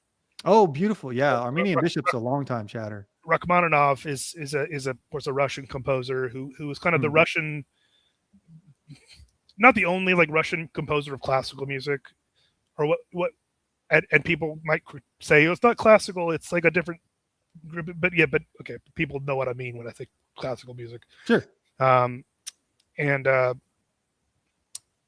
It's wrote some beautiful stuff. I love whether it's Byzantine chant, kind of Russian chant. The Georgians have great stuff. The Romanians, I love church music. It's a passion of mine. It does all vary by region or ethnicity. I don't know. So if some of you if may have probably heard about Gregorian chant, which is kind of the Catholic. Gregorian chant and Byzantine chant have kind of a common musical ancestor. Gregorian chant and Byzantine chant are very similar in the theory of how they're put together. There's kind of a common ancestor to both that would have been what would have been done, because the Jews at the time of Christ did a lot of music. They didn't even before had a lot of music in their liturgical practice as well. Is it a way to convey scripture in a memorable? Yeah, partially, but it's also it comes out of this idea that worship is an offering to God, right? And you offer your very best to God. So whether that's beautiful hymns, incense, there's a sacrificial nature to it. Like we're offering up our best to God. And so the Byzantine chant and Gregorian chant are probably are related to kind of what would have been the temple chant of the Second Temple. Yeah. Now we don't know what that sounded like because you can't. It's really difficult to do archaeology on music. Yeah, music, but it is. This is a derivation of that. It's very rare that you get something, some kind of piece of thing in archaeology. It does happen. It does. Yeah, there's a couple pieces of music we've been able to recreate that are like Babylonians or something. A lot of times, even if it's how it's written down, we don't necessarily know because we don't know what the scales were. We don't know what it's tuned to. We don't really know what they played it on. Every so often, and very rare, it's an amazing find when they happen. Is you basically get a musical instrument of some kind gets unearthed. Yep. And so you can and based on like, especially if it's it's got like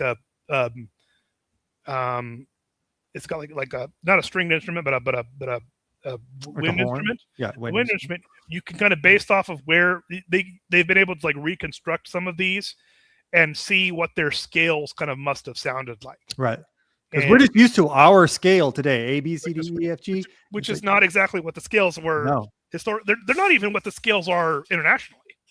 True. Yes. A scale from India is going to be much different. Yeah. Yeah. And even like, so Byzantine chant in its kind of, if you hear Byzantine chant from it sometimes sounds a little bit flat to Western audiences.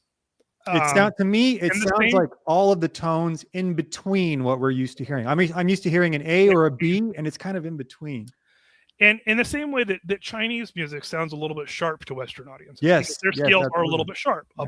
And I don't know what Indian scales necessarily. I think Indians are also, I don't know. If similar in the sense of there's these in between notes where we're just not used to hearing that. We don't even, in many ways, we don't, unless you grow up hearing them, you don't even recognize them. It sounds sometimes it just sounds off. Yep. But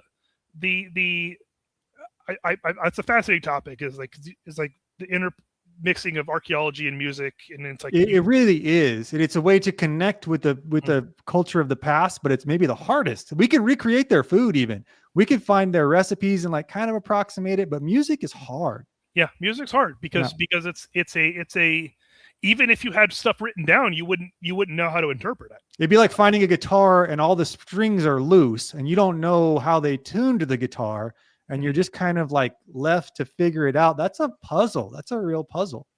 Yeah. Someday if I'm here again and I'm in a good mood and my voice is okay, I will sing for you. Yeah, it's great. We hear Sam every weekend. So. Chant, but I'm not gonna do it right now because I don't know how you do it. Over a little cold, and I'm saving my voice. As a musician myself, I'm used to doing it for 20 years. I started when I was a teenager and learned from my dad. So. It's fascinating. It is when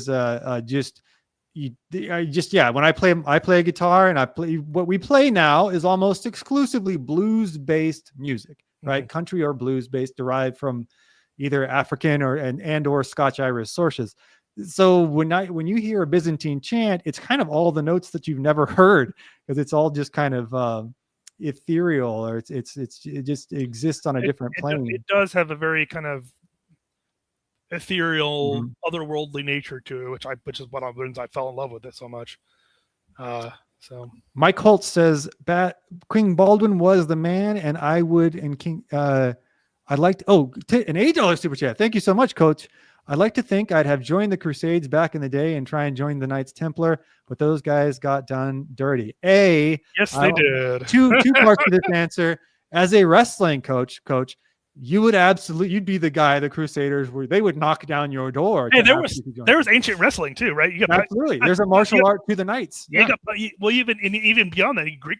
Ancient Greek wrestling, pankration, right? I mean, that's what Israel means. It's one who wrestles with God, right? It's an old. It's yeah. So you were like the master at arms, who was like that grizzled old vet who just trained all the young noble boys to fight. Man. That'd be great. You're the modern day Crusade, and Coach Holtz is a veteran too, so he's like exactly. You're definitely you're that guy who's just like who like trains all of the Lord's children to fight.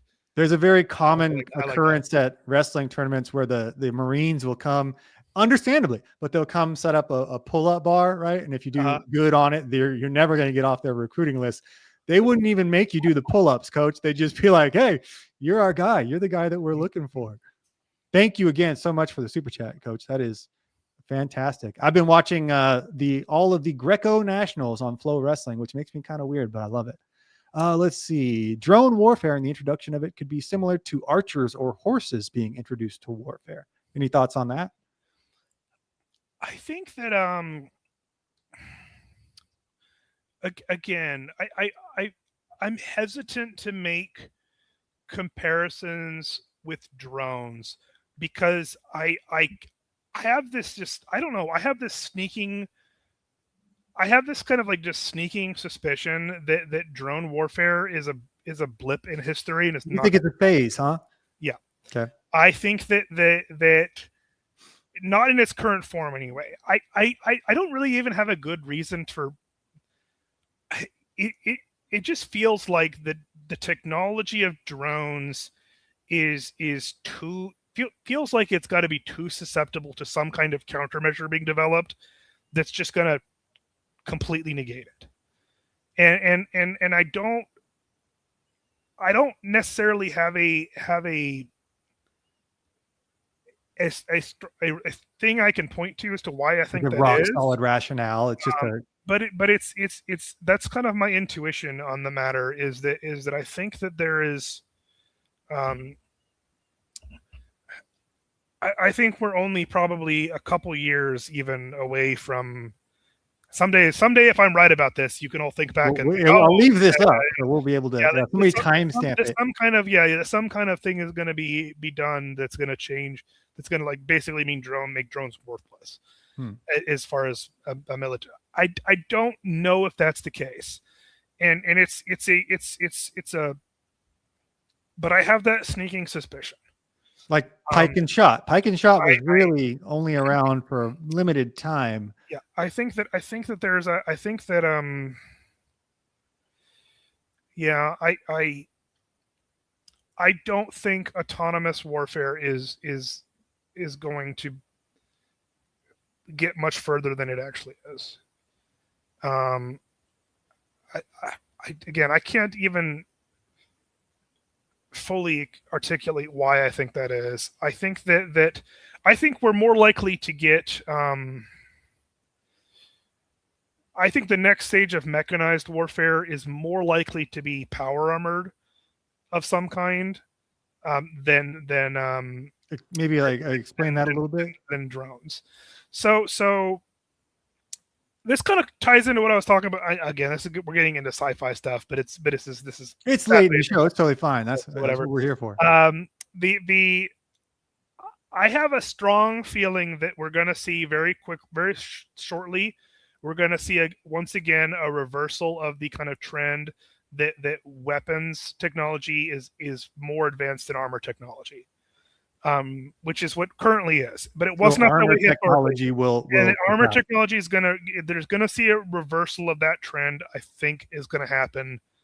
What the idea for powered armor is, you see this in plenty of sci-fi franchises, but there's a much more low tech version of that is actually being, you could find people developing this. It's not, you can find it online. It's not that, it's digital. Basically if you have like a robotic exoskeleton like around a human body to kind of like so that when you move, it's like it allows you to have more force than yeah, I've seen those. Okay, yeah.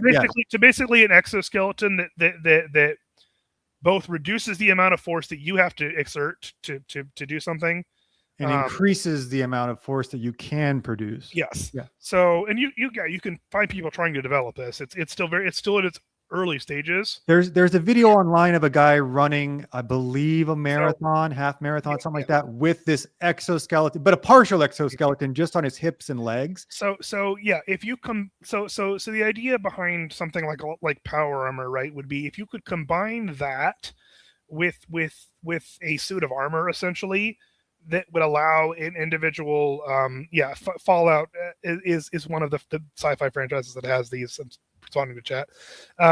Those you got sci-fi heads in here. It's not surprising. I mean, it's this interrelated stuff. History is sci-fi that's already occurred, basically. Yeah. Iron Man, right. Is a.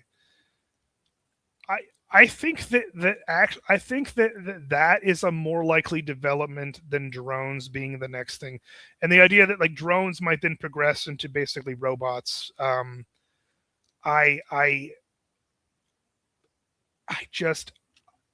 can't stake the feeling that something that we're about to run up to the very limits of what drones can do, and possibly even get to the point where drones are just going to be completely worthless. So are we going to see, I mean, this is all your speculation on your part, but are we going to see kind of a resurgence of this idea of the medieval nobles where we need 10 knights, not 1,000 archers being the drones, right? So that's part of what it okay, so we need 10 knights with exoskeletons. So here's part of the reason I think this is going to happen is that, first of all, you're going to have a supply chain problem.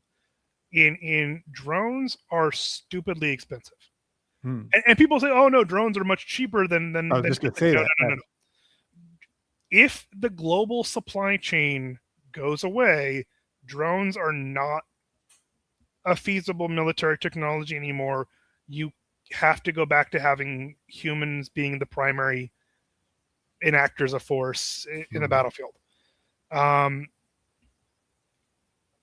Humans are already going to be way better than drones and missiles in certain in applying force more precisely.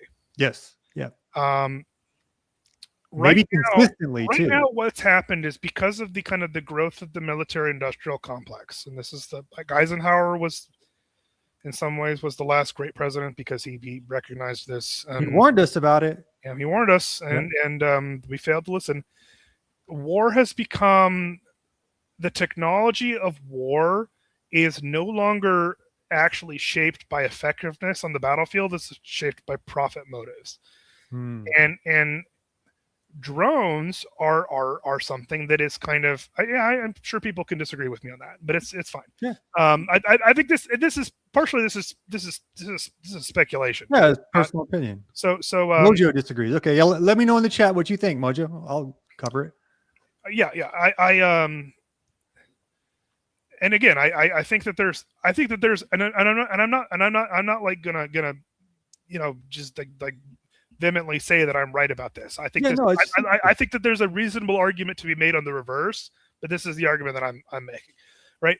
So I think that what you've had recent in the kind of last couple of decades is that the motivations behind the development of weapons has not been tied to effectiveness on the battlefield. It's tied to profit, to profitability, and so the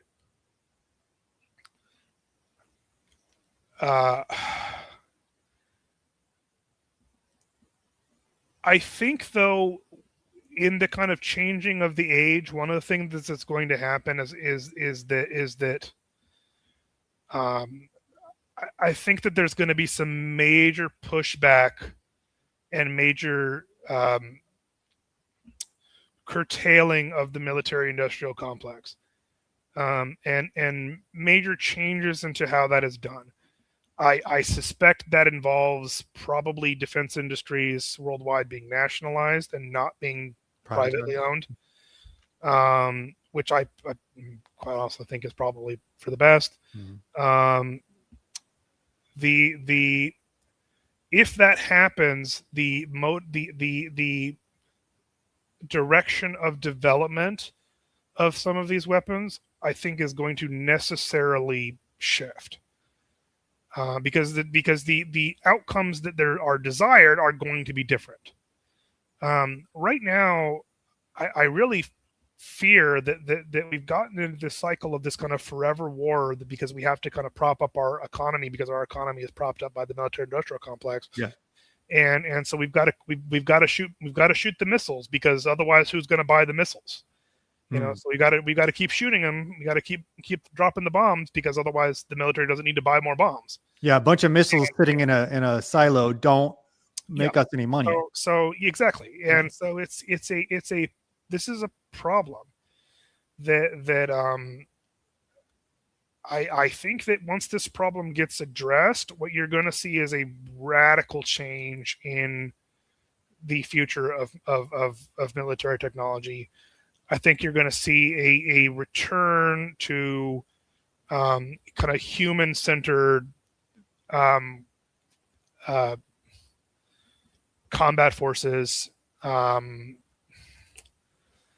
I will even go so far as to speculate that I think you're going to see, within this kind of the next time that there's when the kind of age of centralization starts again, you're going to see a martial culture redevelop. I was going to ask that, because that would necessitate that. I think that's going to I think that will happen, and we will see. Mojo says Lucky Palmer is proof, in my opinion. I don't know who Lucky Palmer is. And Juril, he says. I'm not sure. Do you know? Do you need? No, I don't. I've said and posted that several times, and I'm actually going to Google it now, because you don't know. That makes me feel better though. No, he says bankers start wars. No question here. I mean, that's been the case for a long time. Happy Cappy says, I think we're going to look. The society is going to look like the Terminator. Wouldn't disagree with that. Mm-hmm. If we weren't firing missiles, then we are supplying others to fire them. The same old. Yeah, I would agree with that. But again, I think that's actually going to. I think that's very likely that that's going to change, right? That this idea of kind of the international community, right, is going to go away, at least temporarily. And rather than having an international community, you're going to go back once again to basically nations are going to operate very much more in independently from each other. If you have trade relations, it's not international trade. I trade specifically for this thing with this specific group of people. Is there any pattern to this? Like, where are you talking about? And are you, key questions, like, are you talking about like the dissolution of UN and NATO? And then is there any historical precedent for that? Like, yeah, okay. I think that's what happened. I think that's what happened. I mean, part of what started the colonial empires is because that ended up kind of, we had to go conquer territory to get the resources because we couldn't, because things were so chaotic, like tense in Europe that you couldn't just like trade with your neighbors. And part of it, those resources didn't exist in Europe, Sure. Yeah. but part of it was like you couldn't, all the people around you are your rivals, so you don't want to enrich them, by trading with them. Yeah. So it's a we'll see. Lucky Palmer will prove you wrong. I guess we got to look up who Lucky Palmer is. Palmer, we'll look that one up. Space Cowboy, what's up? Space Cowboy says the drones will be used in convention with conventional warfare. And that's very, and then Mojo actually brings up another point that I was going to ask. They will have 3D printers to make the drones. An interesting point. Okay, but again, I was going to ask the same thing. These are things that are. Is that contingent on the supply? These are contingent on global supply chains that need batteries. That are taken as a granted right now, that I don't think should be taken as a granted in the near future.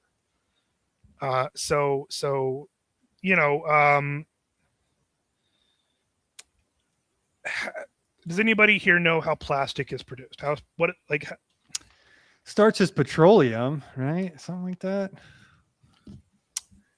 I believe there's elves of some kind involved. Yep. So yeah, it's converting raw hydrocarbons from crude oil, natural gas, charcoal into monomers, then chemicals, whatever. So okay. The point is stuff like plastic. It's the same with stuff with rare metals of any kind. Is that these are dependent on a there's a core resource that you use to manufacture these. All right. Right now, these things are largely manufactured overseas with resources that are also produced and mined overseas. Yeah. All right. And just to clarify, we need those precious metals not because they make us rich, which is great, but because they're necessary. Because they go in things that we use. Yes, exactly. Yes. Right. So right now, and this is kind of what's happened in the modern world. It's like why we had to put Bluetooth on everything. Well, because we had it. We had this. It was cheap to do, to create just a whole bunch of devices with Bluetooth. Because we had the technology and the resources to do it. Well, if those supply chains at some point dry up or they become inaccessible for political reasons, now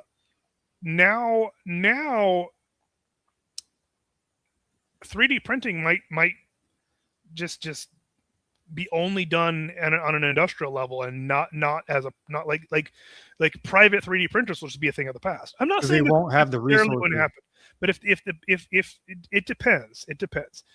I think what we're more likely to see is resources are going to become more nationalized too. It's I understand that I'm making speculations based off of and this is kind of in some ways flies in the face of what people have kind of lived with and seen. They've seen the growth of these big international companies and these Amazon's, just as in our lifetime everywhere. And I think that I'm going to make the bold a prediction that I think that that's being taken as a just the way things are going to always be, and I don't think that's the case at all. I don't think that I think that you're going to see a curtailing of that in the next 100 years.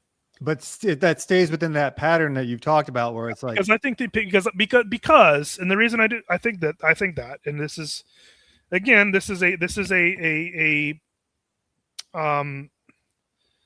part of this is kind of what I believe in some ways is I think these patterns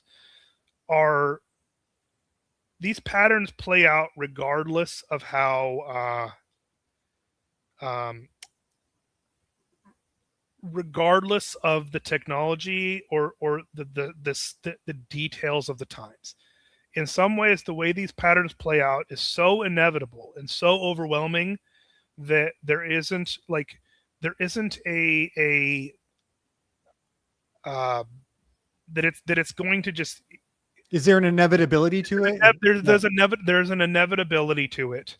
Like I was almost going to say, like, is this, like, in your view, analogous to like an El Nino or like a La Nina, where it's like this is just a weather pattern, a meteorological phenomenon that happens, and like you're inextricably in it, right? But it's that is essentially what I'm saying is that these are the same level. Yes. Whether we have Wi-Fi or not, El Nino is coming. Like there's nothing we can do about it. And I agree, and I think that one of the things that you see in human history too is that people so often overestimate their own ability to affect these large changes. Yeah, they really think they can make a difference. Yes, and the reality is that so much of this is happening independent of human action. I think a lot of people almost take a solace too in like I like to use Ferdinand and Isabel, Archduke that was I can't like it's been we've already been on for a while. So Ferdinand, okay. So his assassination.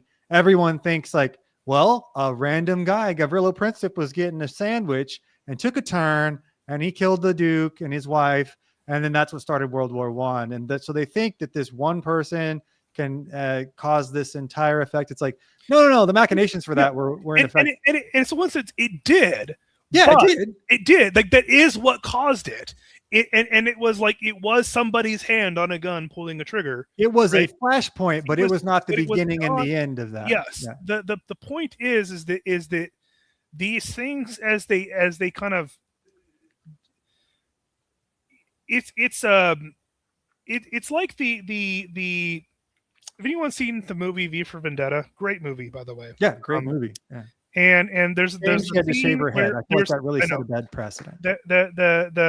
There's a scene in it where V is laying out these dominoes while it kind of gives like the scene like breaks out to like some like thing that he orchestrated that causes this chaotic thing.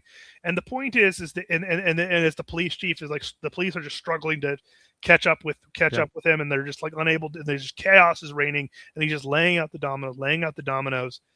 And then there's a point at which eventually enough dominoes have been laid out that we might not know.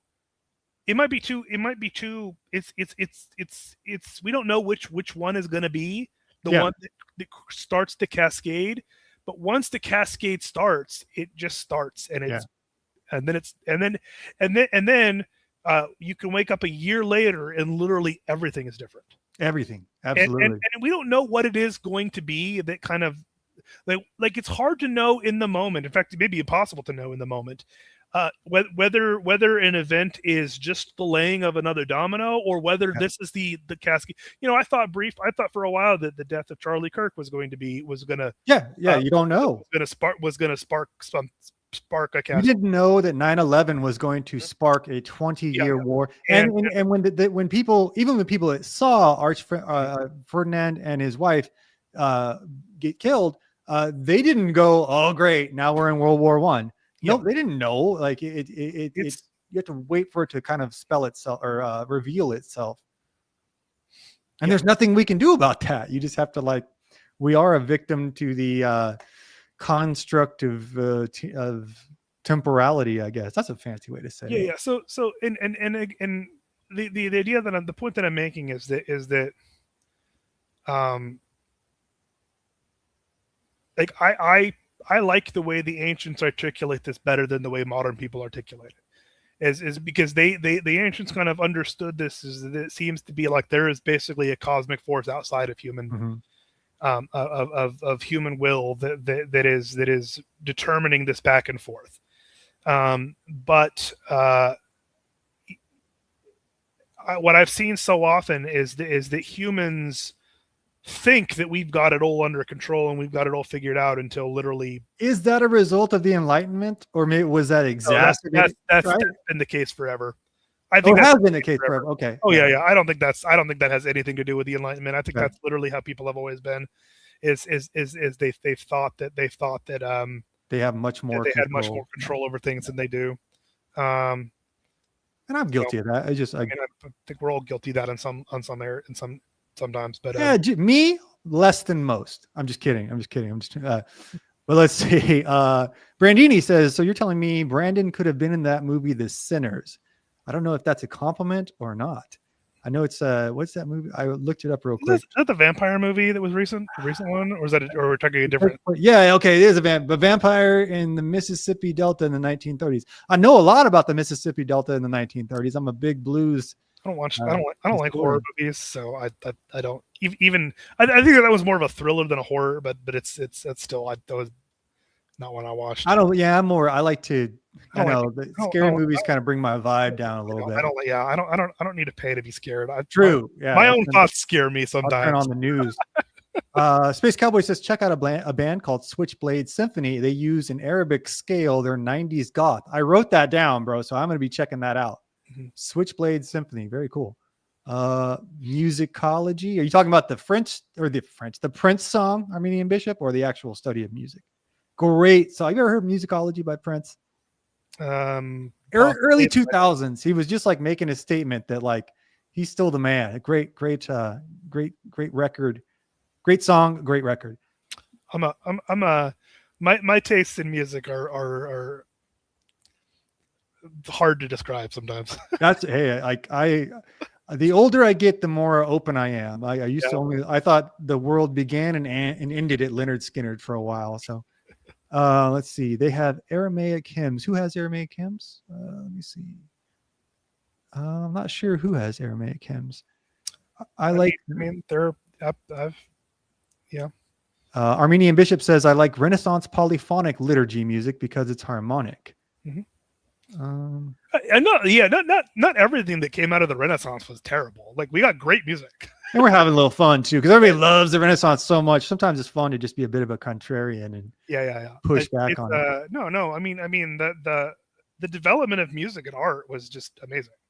Yeah, absolutely. I sometimes I wonder if the juice was worth the squeeze, because it's like the same thing with the cultural revolution in the 60s. It's like there was good things that came out of that culturally as well, but musically, it's like, man, the boomers really make the best music. It's hard to argue that. Like it's most of my favorite music is from that time period.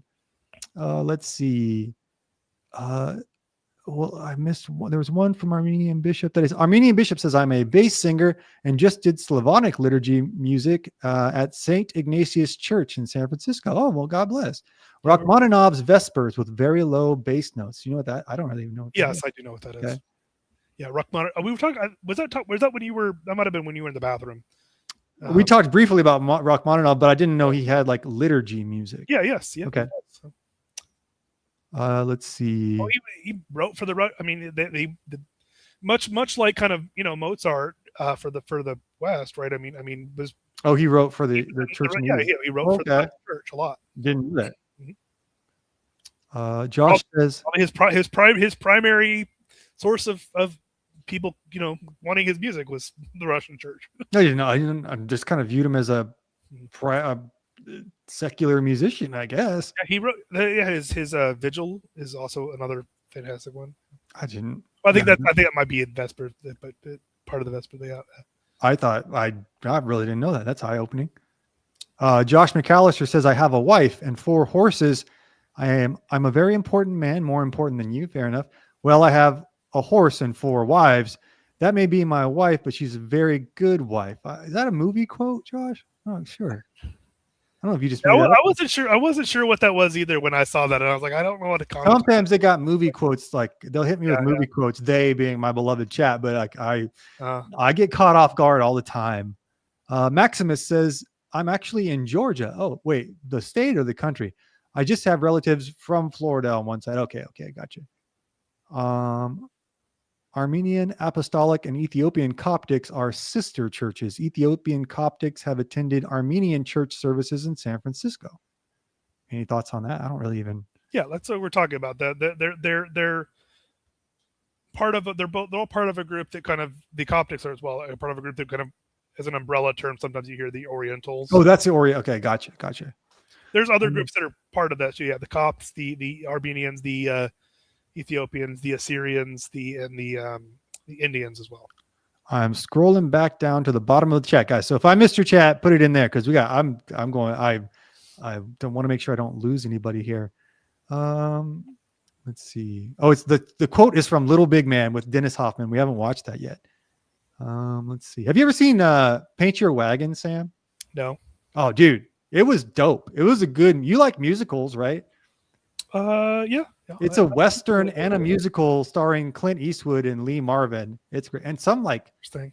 there's a real hottie in there, and I forget who it was. Let's see. I have a hard time imagining Clint Eastwood in a musical. But... It was so me too, dude. I was like bragging on it before we started. It's like my movie night. It's like our movie night, and I'm kind of going, guys, this is gonna suck. I really was. I put my own foot in my mouth. At the end of it, I apologized because, like, honestly, that was really good. I do love me some Broadway. I'm a weird guy that I kind of like these weird interests, but it was like it would make a good Broadway play, dude. It was like you'd have to watch it and give me your opinion, but to me, I was like, wow, I didn't even suffer through that. That was a legitimately good movie, and it's fun because it's a legitimate Western, and it's actually historically very well done, costumes and time period and weaponry, etc. But like, it was really just a new take on an old medium. Let's see. Drone nets and shotguns are already a thing in Ukraine. A very like simplistic way of, I didn't even think about that. Nets and shotguns could take out a lot of drones. Got a lot of anti-AI in here. Any thoughts on AI? Well, first of all, what is called AI right now is not AI. It's not artificial intelligence. No, it's not programmed. Yeah. It's not. It's large LLMs, large language models, right? I find it. They are not. AI has been a dead end for 10 years, and it's this current version, right? Because you can't get unembodied. You can't have unembodied intelligence. Nope. And you will never get unembodied. The next like big leap in AI will now I believe, by the way, that we could theoretically have artificial intelligence at some point, but it will not be until we can actually embody it. So basically, consciousness is actually dependent on having a body. Because consciousness, to be conscious, you have to recognize what the limits of your being are. Yeah. The next kind of leap in artificial intelligence will be we basically have to design a being that can understand what the limits of its own being are. And you do not have that. You're not even close. We're not even close to that because we're not even going down that path. What's being sold as AI right now is not AI, and it's a technology that's dead. That's going to dead end. You know, it's useful. It's going to be useful going forward, but it's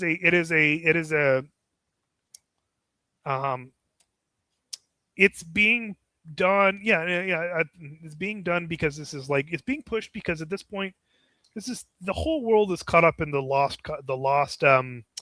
sunken cost fallacy with AI. The cost fallacy. We have so much put into it. If we just put another billions more into it, we're gonna get to robot Jesus to come and save us all. Mm-hmm. And that is essentially the same level of delusion that I think people have bought into. they want the AI to just solve all the problems because people don't know how to solve the problems Yeah, we anymore. don't. Which I think of it like phrenology, phrenology in the late 19th century. Like they're like, oh, if we could just look at all the bumps on your head, we could figure out every person. And it's like they thought that was you could predict criminal behavior like that. You could predict people who would be successful like that. And we turned out it's just bunk. It's just bumps on your head. Yep. It's not gonna get to the point where it's gonna be what people think it is, I think. And I think people are realizing that too. It's just again, it's the sunken cost fallacy. It's like we've already invested. Well, and I think people are rightly scared that if we take the wool off our eyes, that what this has propped up the economy for so long now. What's going to happen? And we are going to look unbelievably stupid. Hmm. All right, so Mojo, Mojo wanted us to look up this. What is his name? Anduril and Palmer Luckey. So it's apparently Anduril is a defense company trying to fuse defense with AI. And I will say, bunch of freaks and losers on their board of directors here. I got Palmer Luckey, just a bunch of freaks and losers, guys. We got just a bunch of psychopaths running this. And what? Who? Let me see. Yeah, look it up, man. Let's read them out. Come on. It is just looking at the board of directors. Palmer Luckey looks like a washout Simpsons character. All of his buddies here look like the people who didn't get invited to parties thrown by the other people who didn't get invited to parties. I didn't get invited to parties either, so it's I mean, I didn't either, but like, well, I don't know. I wasn't terribly socially adept. Or you're just looking at the pictures. You're not actually know who these people are. Okay. I don't. That's all I need to see, Sam, is the pictures of these weirdos, man. It's just like reading the bumps in the head, right? Yeah, right. We should bring back phrenology here. I don't know. Yeah, this Lucky Palmer guy. It looks like the height of midwittery. He's got a mullet. Come on. It looks like, I'm not even trying to be. I'm being a serious assessment. It just looks like a bunch of midwits who have collected a ton of government funding and are promising the impossible, which is it's encapsulating what all of AI is. Yep. It's just like this. They've convinced a bunch of investors and propagated a ton of government funding, and they're never going to get anywhere. I agree, and I don't think it. I think that it's a dead end. That's why, again, I think that there's going to be a radical reshifting of this. Has nobody seen Palantir's manifesto? I've heard of it. I live in such a dystopic mindset that I've kind of protected myself from reading it, I think. But same. Let's see.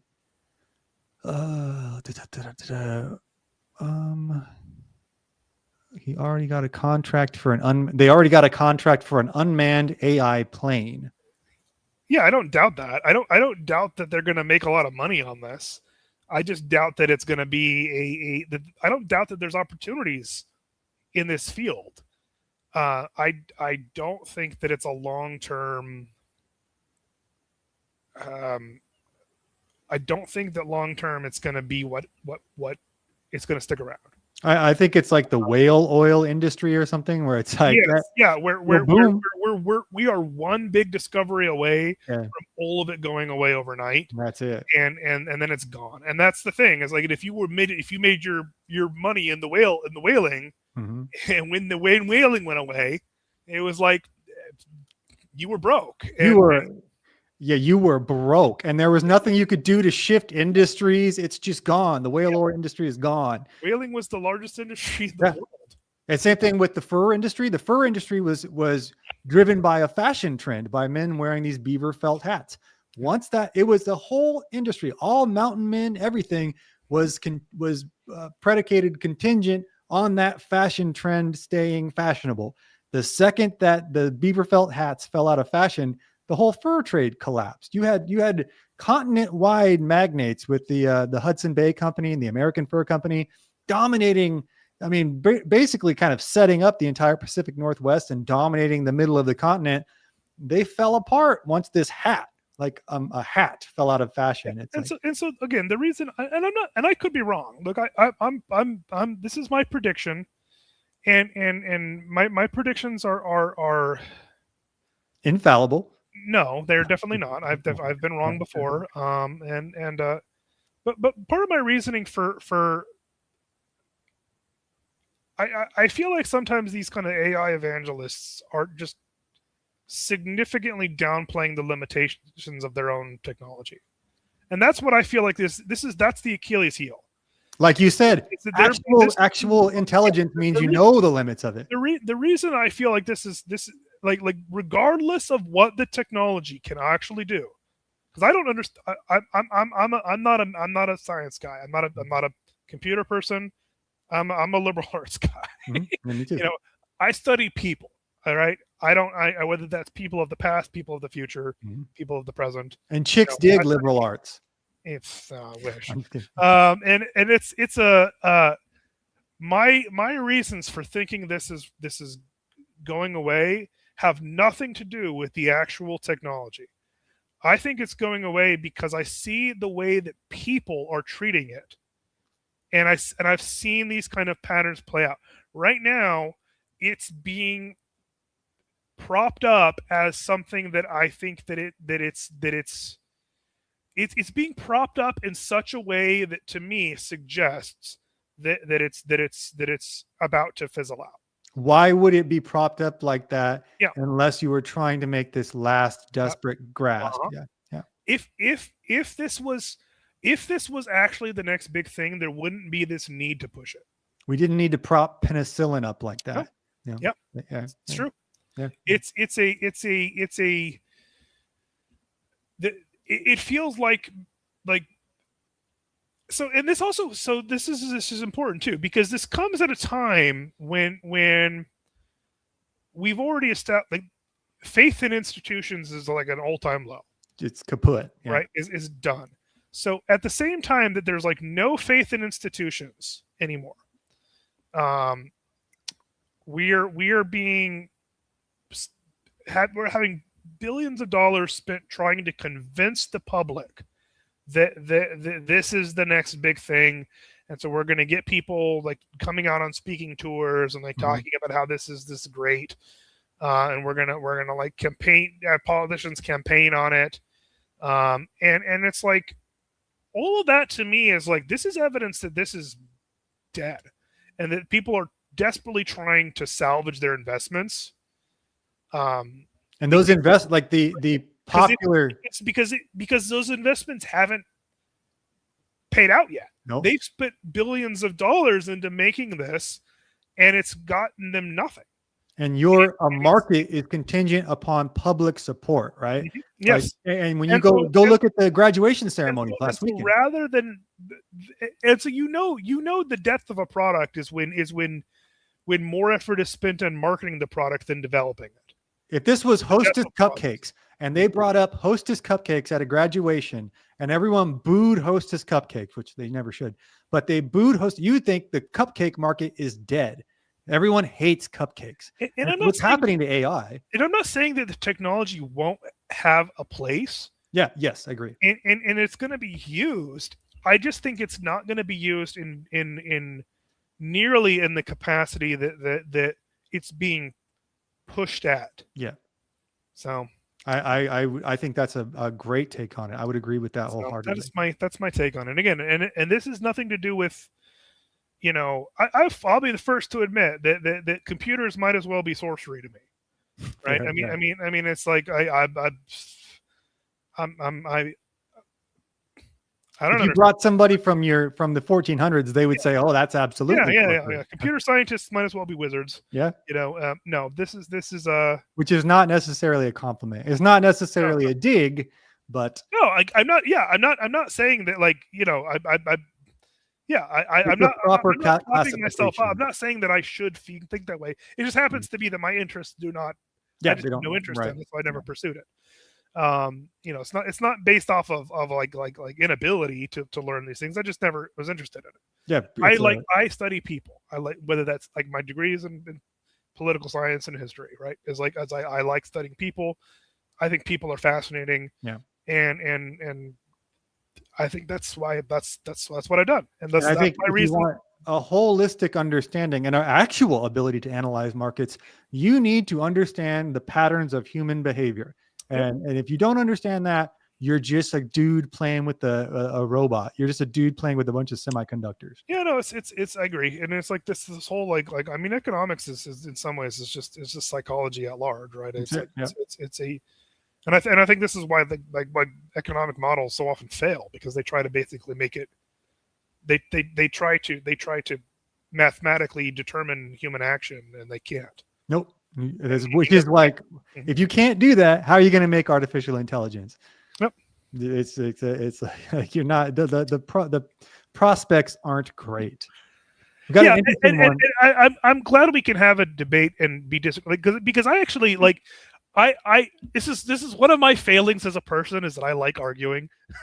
And so please don't feel like the guy earlier was getting on my nerves, who was just being just Carl surprised me. Carl's been a long time viewer, and I'm disappointed that he was pushing. I was like, whatever, okay. You know, it's a. I'm happy to acknowledge the things I don't know, and I'm happy to debate stuff. And it's just like it's just like being in a bar. It's like these are all our friends, and hey, sometimes people get a little out of hand. I don't know what if Carl was having a bad day, but who knows? You know, and that's true. We're all in my mind, we're all brothers and sisters in Christ, and you know, I think the vast majority, if not the entirety of the chat, would agree with you on that. And you know, even those of you who don't agree on that, I'm happy to still think of you that way from my own perspective. Absolutely. So, you know, and Sam's a lovable guy. That's why I don't know about that, but I'm telling you, man, I've done so many live streams. I've never gotten messages, maybe every once in a while. Lots of support from the chat here. But I've never gotten text and messages saying like, great live stream. Oh, that was awesome, until Sam came on. And then everyone was like, hey, Sam was great last night. It's like, well, I've been enjoying these. I think last time Brandon like told me, like, oh, Brandon, you know, Sam, I was so happy to have you on. People like this. And I was like Brandon, this was literally my ideal evening. Hey, I just spent the last 4 hours talking about history. I was like, this is great. We'll go. Let me do a couple more chats, and we'll let everybody get out of here. But this is a blast, man. It's and you're like Sam's like the 6'2" super athlete, and it's like, well, why don't you come play football? And he's like, actually, yeah, I love playing football. So it ends up working out great for all of us. Got an interesting one here. It's just an interesting comment. Mojo88 says the Pope literally said at an AI convention that liturgy is being more human. Oh, liturgy being more human is the fight against AI. So bringing humanity to the liturgy is the best fight. Yeah, that makes some sense. So is that Pope Leo? No, it's the current Pope. Or that is Pope. That is the current Pope. Yeah, that is Leo. He is Leo. Oh, we were talking about a Pope Leo earlier too, and I was like, wait Chicago's a minute. own. He's a White Sox. I forget that is Go Sox. Yeah. Let's see. I'm gonna go to the bottom of the chat one more quick. We'll run through the chat one more time. Another 10 minutes. We'll get out of here right at 4 hours. Speaking of 4 hours, I did my first marathon. I think I ran so hard to the very end, and I got sick, largely because I felt I had to beat Oprah Winfrey's time, and I did. I did, but just barely. She's actually pretty quick. Brandon, wait. Not yes, George. George. That's so tough for me, George. Sorry, George Egorog says he's not talking about the current Pope. He was talking about Pope Leo that met with Attila the Hun. Yeah, that's I didn't know that. Yes, my head went immediately. It's like I forget. I'm not Catholic. I don't know what the current Pope is. Yeah, fair. Let's see. I'm joking. I do know that. I just. But it's not your job. It's not a. I mean, I could. Who's the current patriarch of Antioch? Anyone want to take a guess? Metropolitan. No. That's our metropolitan. Yeah. Patriarch of Antioch. I don't know, but if I meet him, I'm gonna do what he says. I'll say that. It's my job. It's a real obvious answer. But patriarch. It's John. Oh, all right. See, now he's playing with me. Yeah. Having a good time at my expense. Patriarch of Constantinople is Bartholomew. Patriarch of Moscow is Kirill. But our I don't know. metropolitan is Jerusalem Saba. Who's Patriarch of Jerusalem? I don't remember who the Patriarch of Jerusalem. Ha! Sam was caught. I don't remember off the top of my head. Patriarch of Alexandria. I also don't know off the top of my head. I should. And the reason I'm bringing those, like some of those up specifically, is right, is there were 5 original patriarchates: Rome, Constantinople, Jerusalem, Antioch, and Alexandria. Those are. We have some Catholic listeners in the chat. Uncoincidentally, like those were 5 of the largest cities. Yeah. Other than Jerusalem, there were 5 of them, like the largest and most prominent cities of their time. So coincidental, I'm sure. Mm-hmm. Jerusalem was not an important political city; it was just an important religious city. It's Christians that have put the Alexandria regime in Egypt. Yes, Alexandria was one of the original. Interesting thought from Brandini here. Brandini's a good buddy of mine. I haven't met him in real life. He's just a good buddy. He's a wrestler himself. It's Christians, but he has an interesting a point of maybe pushback for you. It's Christians that have put the regime that's in power to an extent, but I'm under no delusions that Christianity in some ways doesn't have its issues. And so it's also, to be clear, I'm most of the kind of Christianity in America is Protestantism. Yeah. And I'm not a Protestant. I'm Eastern Orthodox. So I will not take credit for. I will not be held to blame for the decisions of now you could talk about Orthodox regimes that are Orthodox that are questionable too. So I'm sure that there are. But the point being that this monolithic, this 1/10 view of Christianity is like, well, that's inaccurate. Yeah. Christianity is especially not now is not monolithic either. Mm-hmm. It's a massive umbrella term, and then I think and this is true of anything. In sociology, it's a sociological principle is that we tend to think that members of our in group are more diverse than members of our out group, and it's not true.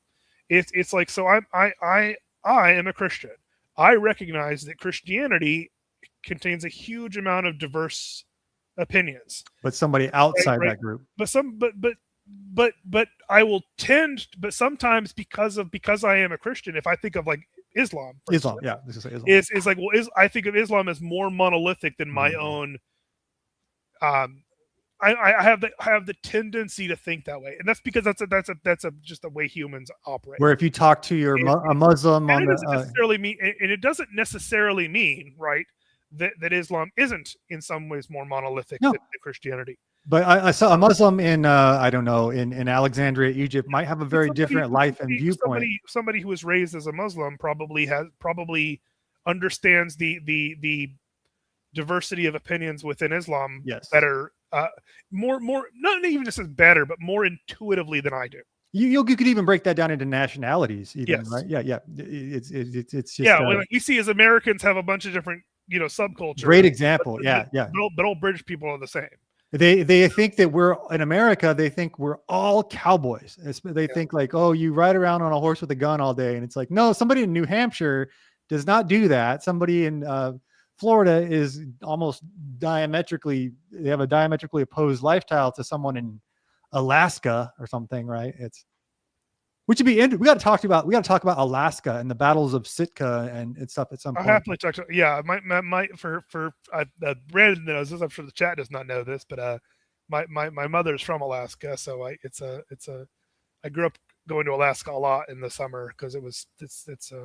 Your mom was telling me about how like bears don't even really bother them. It's just like no black bears anyway. Black bears are part of the like.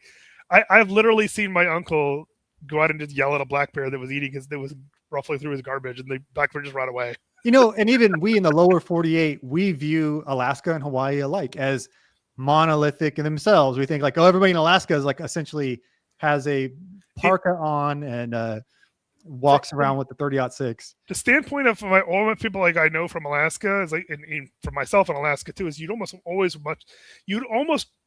typically rather run into a black bear than a moose. Oh, I've heard that moose are crazy. Moose are mean, and moose. If you've never seen a moose, people significantly underestimate how big a moose is. Aren't they like I'm not 6 feet tall, but like 6 feet tall at the shoulder? The moose is like, if you're in a sedan, like a car, right? Like a normal car, the moose's stomach is like where the top of your car is. And when they're in rut, I've seen videos of them in rut, and they just had those like bulls will get it. And on a ranch or farm, like you'll see bulls when they're breeding, they get like these wild, crazy eyes. They're not even there anymore. Moose are mean, and they're not very intelligent either. Yeah, they're dumb as a rock. Yeah, they're this kind of weird animal that they're the last of the North American megafauna. They just literally didn't die out when the Ice Age did. But everything that hunted them did die out. So it's like they're just uncontested kings of their domain, and they know it, and they just don't care about anyone else around them. And just that the whole, you know what, though, we would think of like an Alaskan having to deal with moose all the time, but we do not think about the history of the area either. We just think of it as like, it was America, it was Russia, and then we bought it from Russia. And it's like, there was this whole, what was happening on the Western seaboard with the diaspora of British and the Europeans into America was happening on a smaller scale with Russians coming into Alaska, and the diaspora of Orthodoxy from there, like the Russian military powers. The Russian missionary work in Alaska is actually pretty fascinating. It's a fascinating part of the Battle of Sitka. There's a battle of Sitka 1802 and a Battle of Sitka 1804. And it is the Orthodox play a big part in that. And they have a very different view than the Russian government, who's very expansionist and very capitalistic in the fur trade. And the Orthodox missionaries are almost working against them, trying to like evangelize and set up missions. We could also, it'd be interesting too, is talk about the Peter the Aleut and kind of your thoughts on that. Yeah. I do want to point out here. Yeah. Yes. Someone says bears eat moose. Yes. Brown bears and wolves will eat moose, but they don't really hunt moose. And what I mean by that is they won't like, they're not their main, like wolves will not attack like a full grown moose. Typically they're going to go after the calves or the dying and sick ones. Same with bears. They don't like the it's not that they're not going to get eaten when they're dying, because something's going to eat them. But out in the wild, but it's like they're not, they don't really have a natural predator that primarily hunts them. Yeah. Mm-hmm. Let's take, all right, one more look at the chat here. Brandini says, I would consider Brandon a good friend. I've watched HOKC for years. Oh man, thank you. Likewise, sir. Thank you very much. I found out I'm descended from the Plains tribe, so it's been an honor. Oh, great, man. Let me know what tribe. There's a rumor that there's Comanche somewhere in my family, but there's a rumor like that in every I think it's Cherokee in my family. There's a lot of Cherokee, mm-hmm. Which it makes sense. The Cherokee have coexisted. I have a great great aunt who came to Texas on a covered wagon. So my family came to California on a wagon of some kind, but I believe in the very late 1900s when it was a little antiquated even at that time. A lot of Americans, if you've had ancestry that goes back enough generations, a lot of them have native ancestry in some level. It's kind of similar to the Genghis Khan phenomenon and Charlemagne. It was common enough that people intermarried. That it was not like, sometimes the movies don't.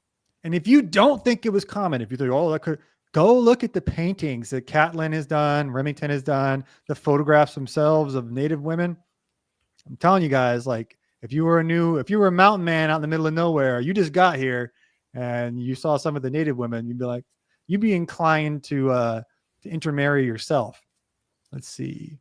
Which abyss do we got to dive into? We got to dive into that abyss. The 150. Interesting point here, Josh. I just emailed Shaban Fallon. I've told you guys I can't tell you enough. Go check out Siobhan Fallon's channel, Siobhan, a wonderful Irish name. Siobhan Fallon does everything Little Bighorn. She has several books on the topic, and there's nobody better on breaking down the minutia of that battle. And she's agreed to come on. We need to set out a specific time and date, but she will be on the live stream, and we're going to discuss the battle itself. We're going to pick out a particular aspect of the battle that we haven't narrowed down yet, but that we're going to be talking about that. Yes, it is the 150th anniversary of the battle this summer. It's on the 100th anniversary of the country too. So that must've been a real extra insult to Custer. Let's see.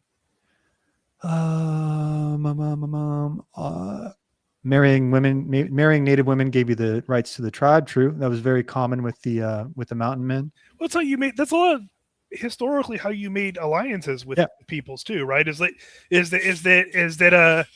you know, if you even things like negotiating trade rights, you know, was like, oh, like, okay, we're going to negotiate a trade deal. It's like, well, naturally, as part of that, you like to, in order to make sure that, you know, you're into the bargain, you're going to take one of our women as your wives, you know. And a lot of these guys found a social mobility in the tribes that they were not going to find in American society. Yep.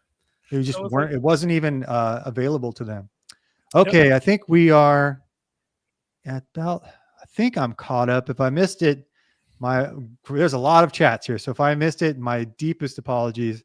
Anything else you'd like to explore before we sign off? I think I'm good. I had a great time. Right. Me too. Thank you so much again for joining us. Sam will be back as soon as we can get him back on. So we had a blast. This has been a great topic. Always awesome interacting with the chat. I think other than that, we got the episode, the Jade Massacre, is coming out tomorrow, guys. It took me some doing, but we got it done. I think you're going to really like it. We've got kind of spiced up the editing process. I don't know if that's the right term, but it's going to be a really, I'm excited for y'all to see it. Then we have a side story. We'll do another live stream. If you're available this weekend, come on back. We got some live streams this weekend. Anything else I'm forgetting? Daily shorts. And then after the Jade Massacre, we're going into Victoria with the Battle of Tres Castillos. So we got a lot of stuff coming up. We got live streams, shorts, episodes, side stories, all coming your way. So be sure to stay tuned. Sam, our most sincere thanks again. Always a blast doing this. Thank you. All right, guys. Well, have a good night. God bless, and we'll see y'all soon.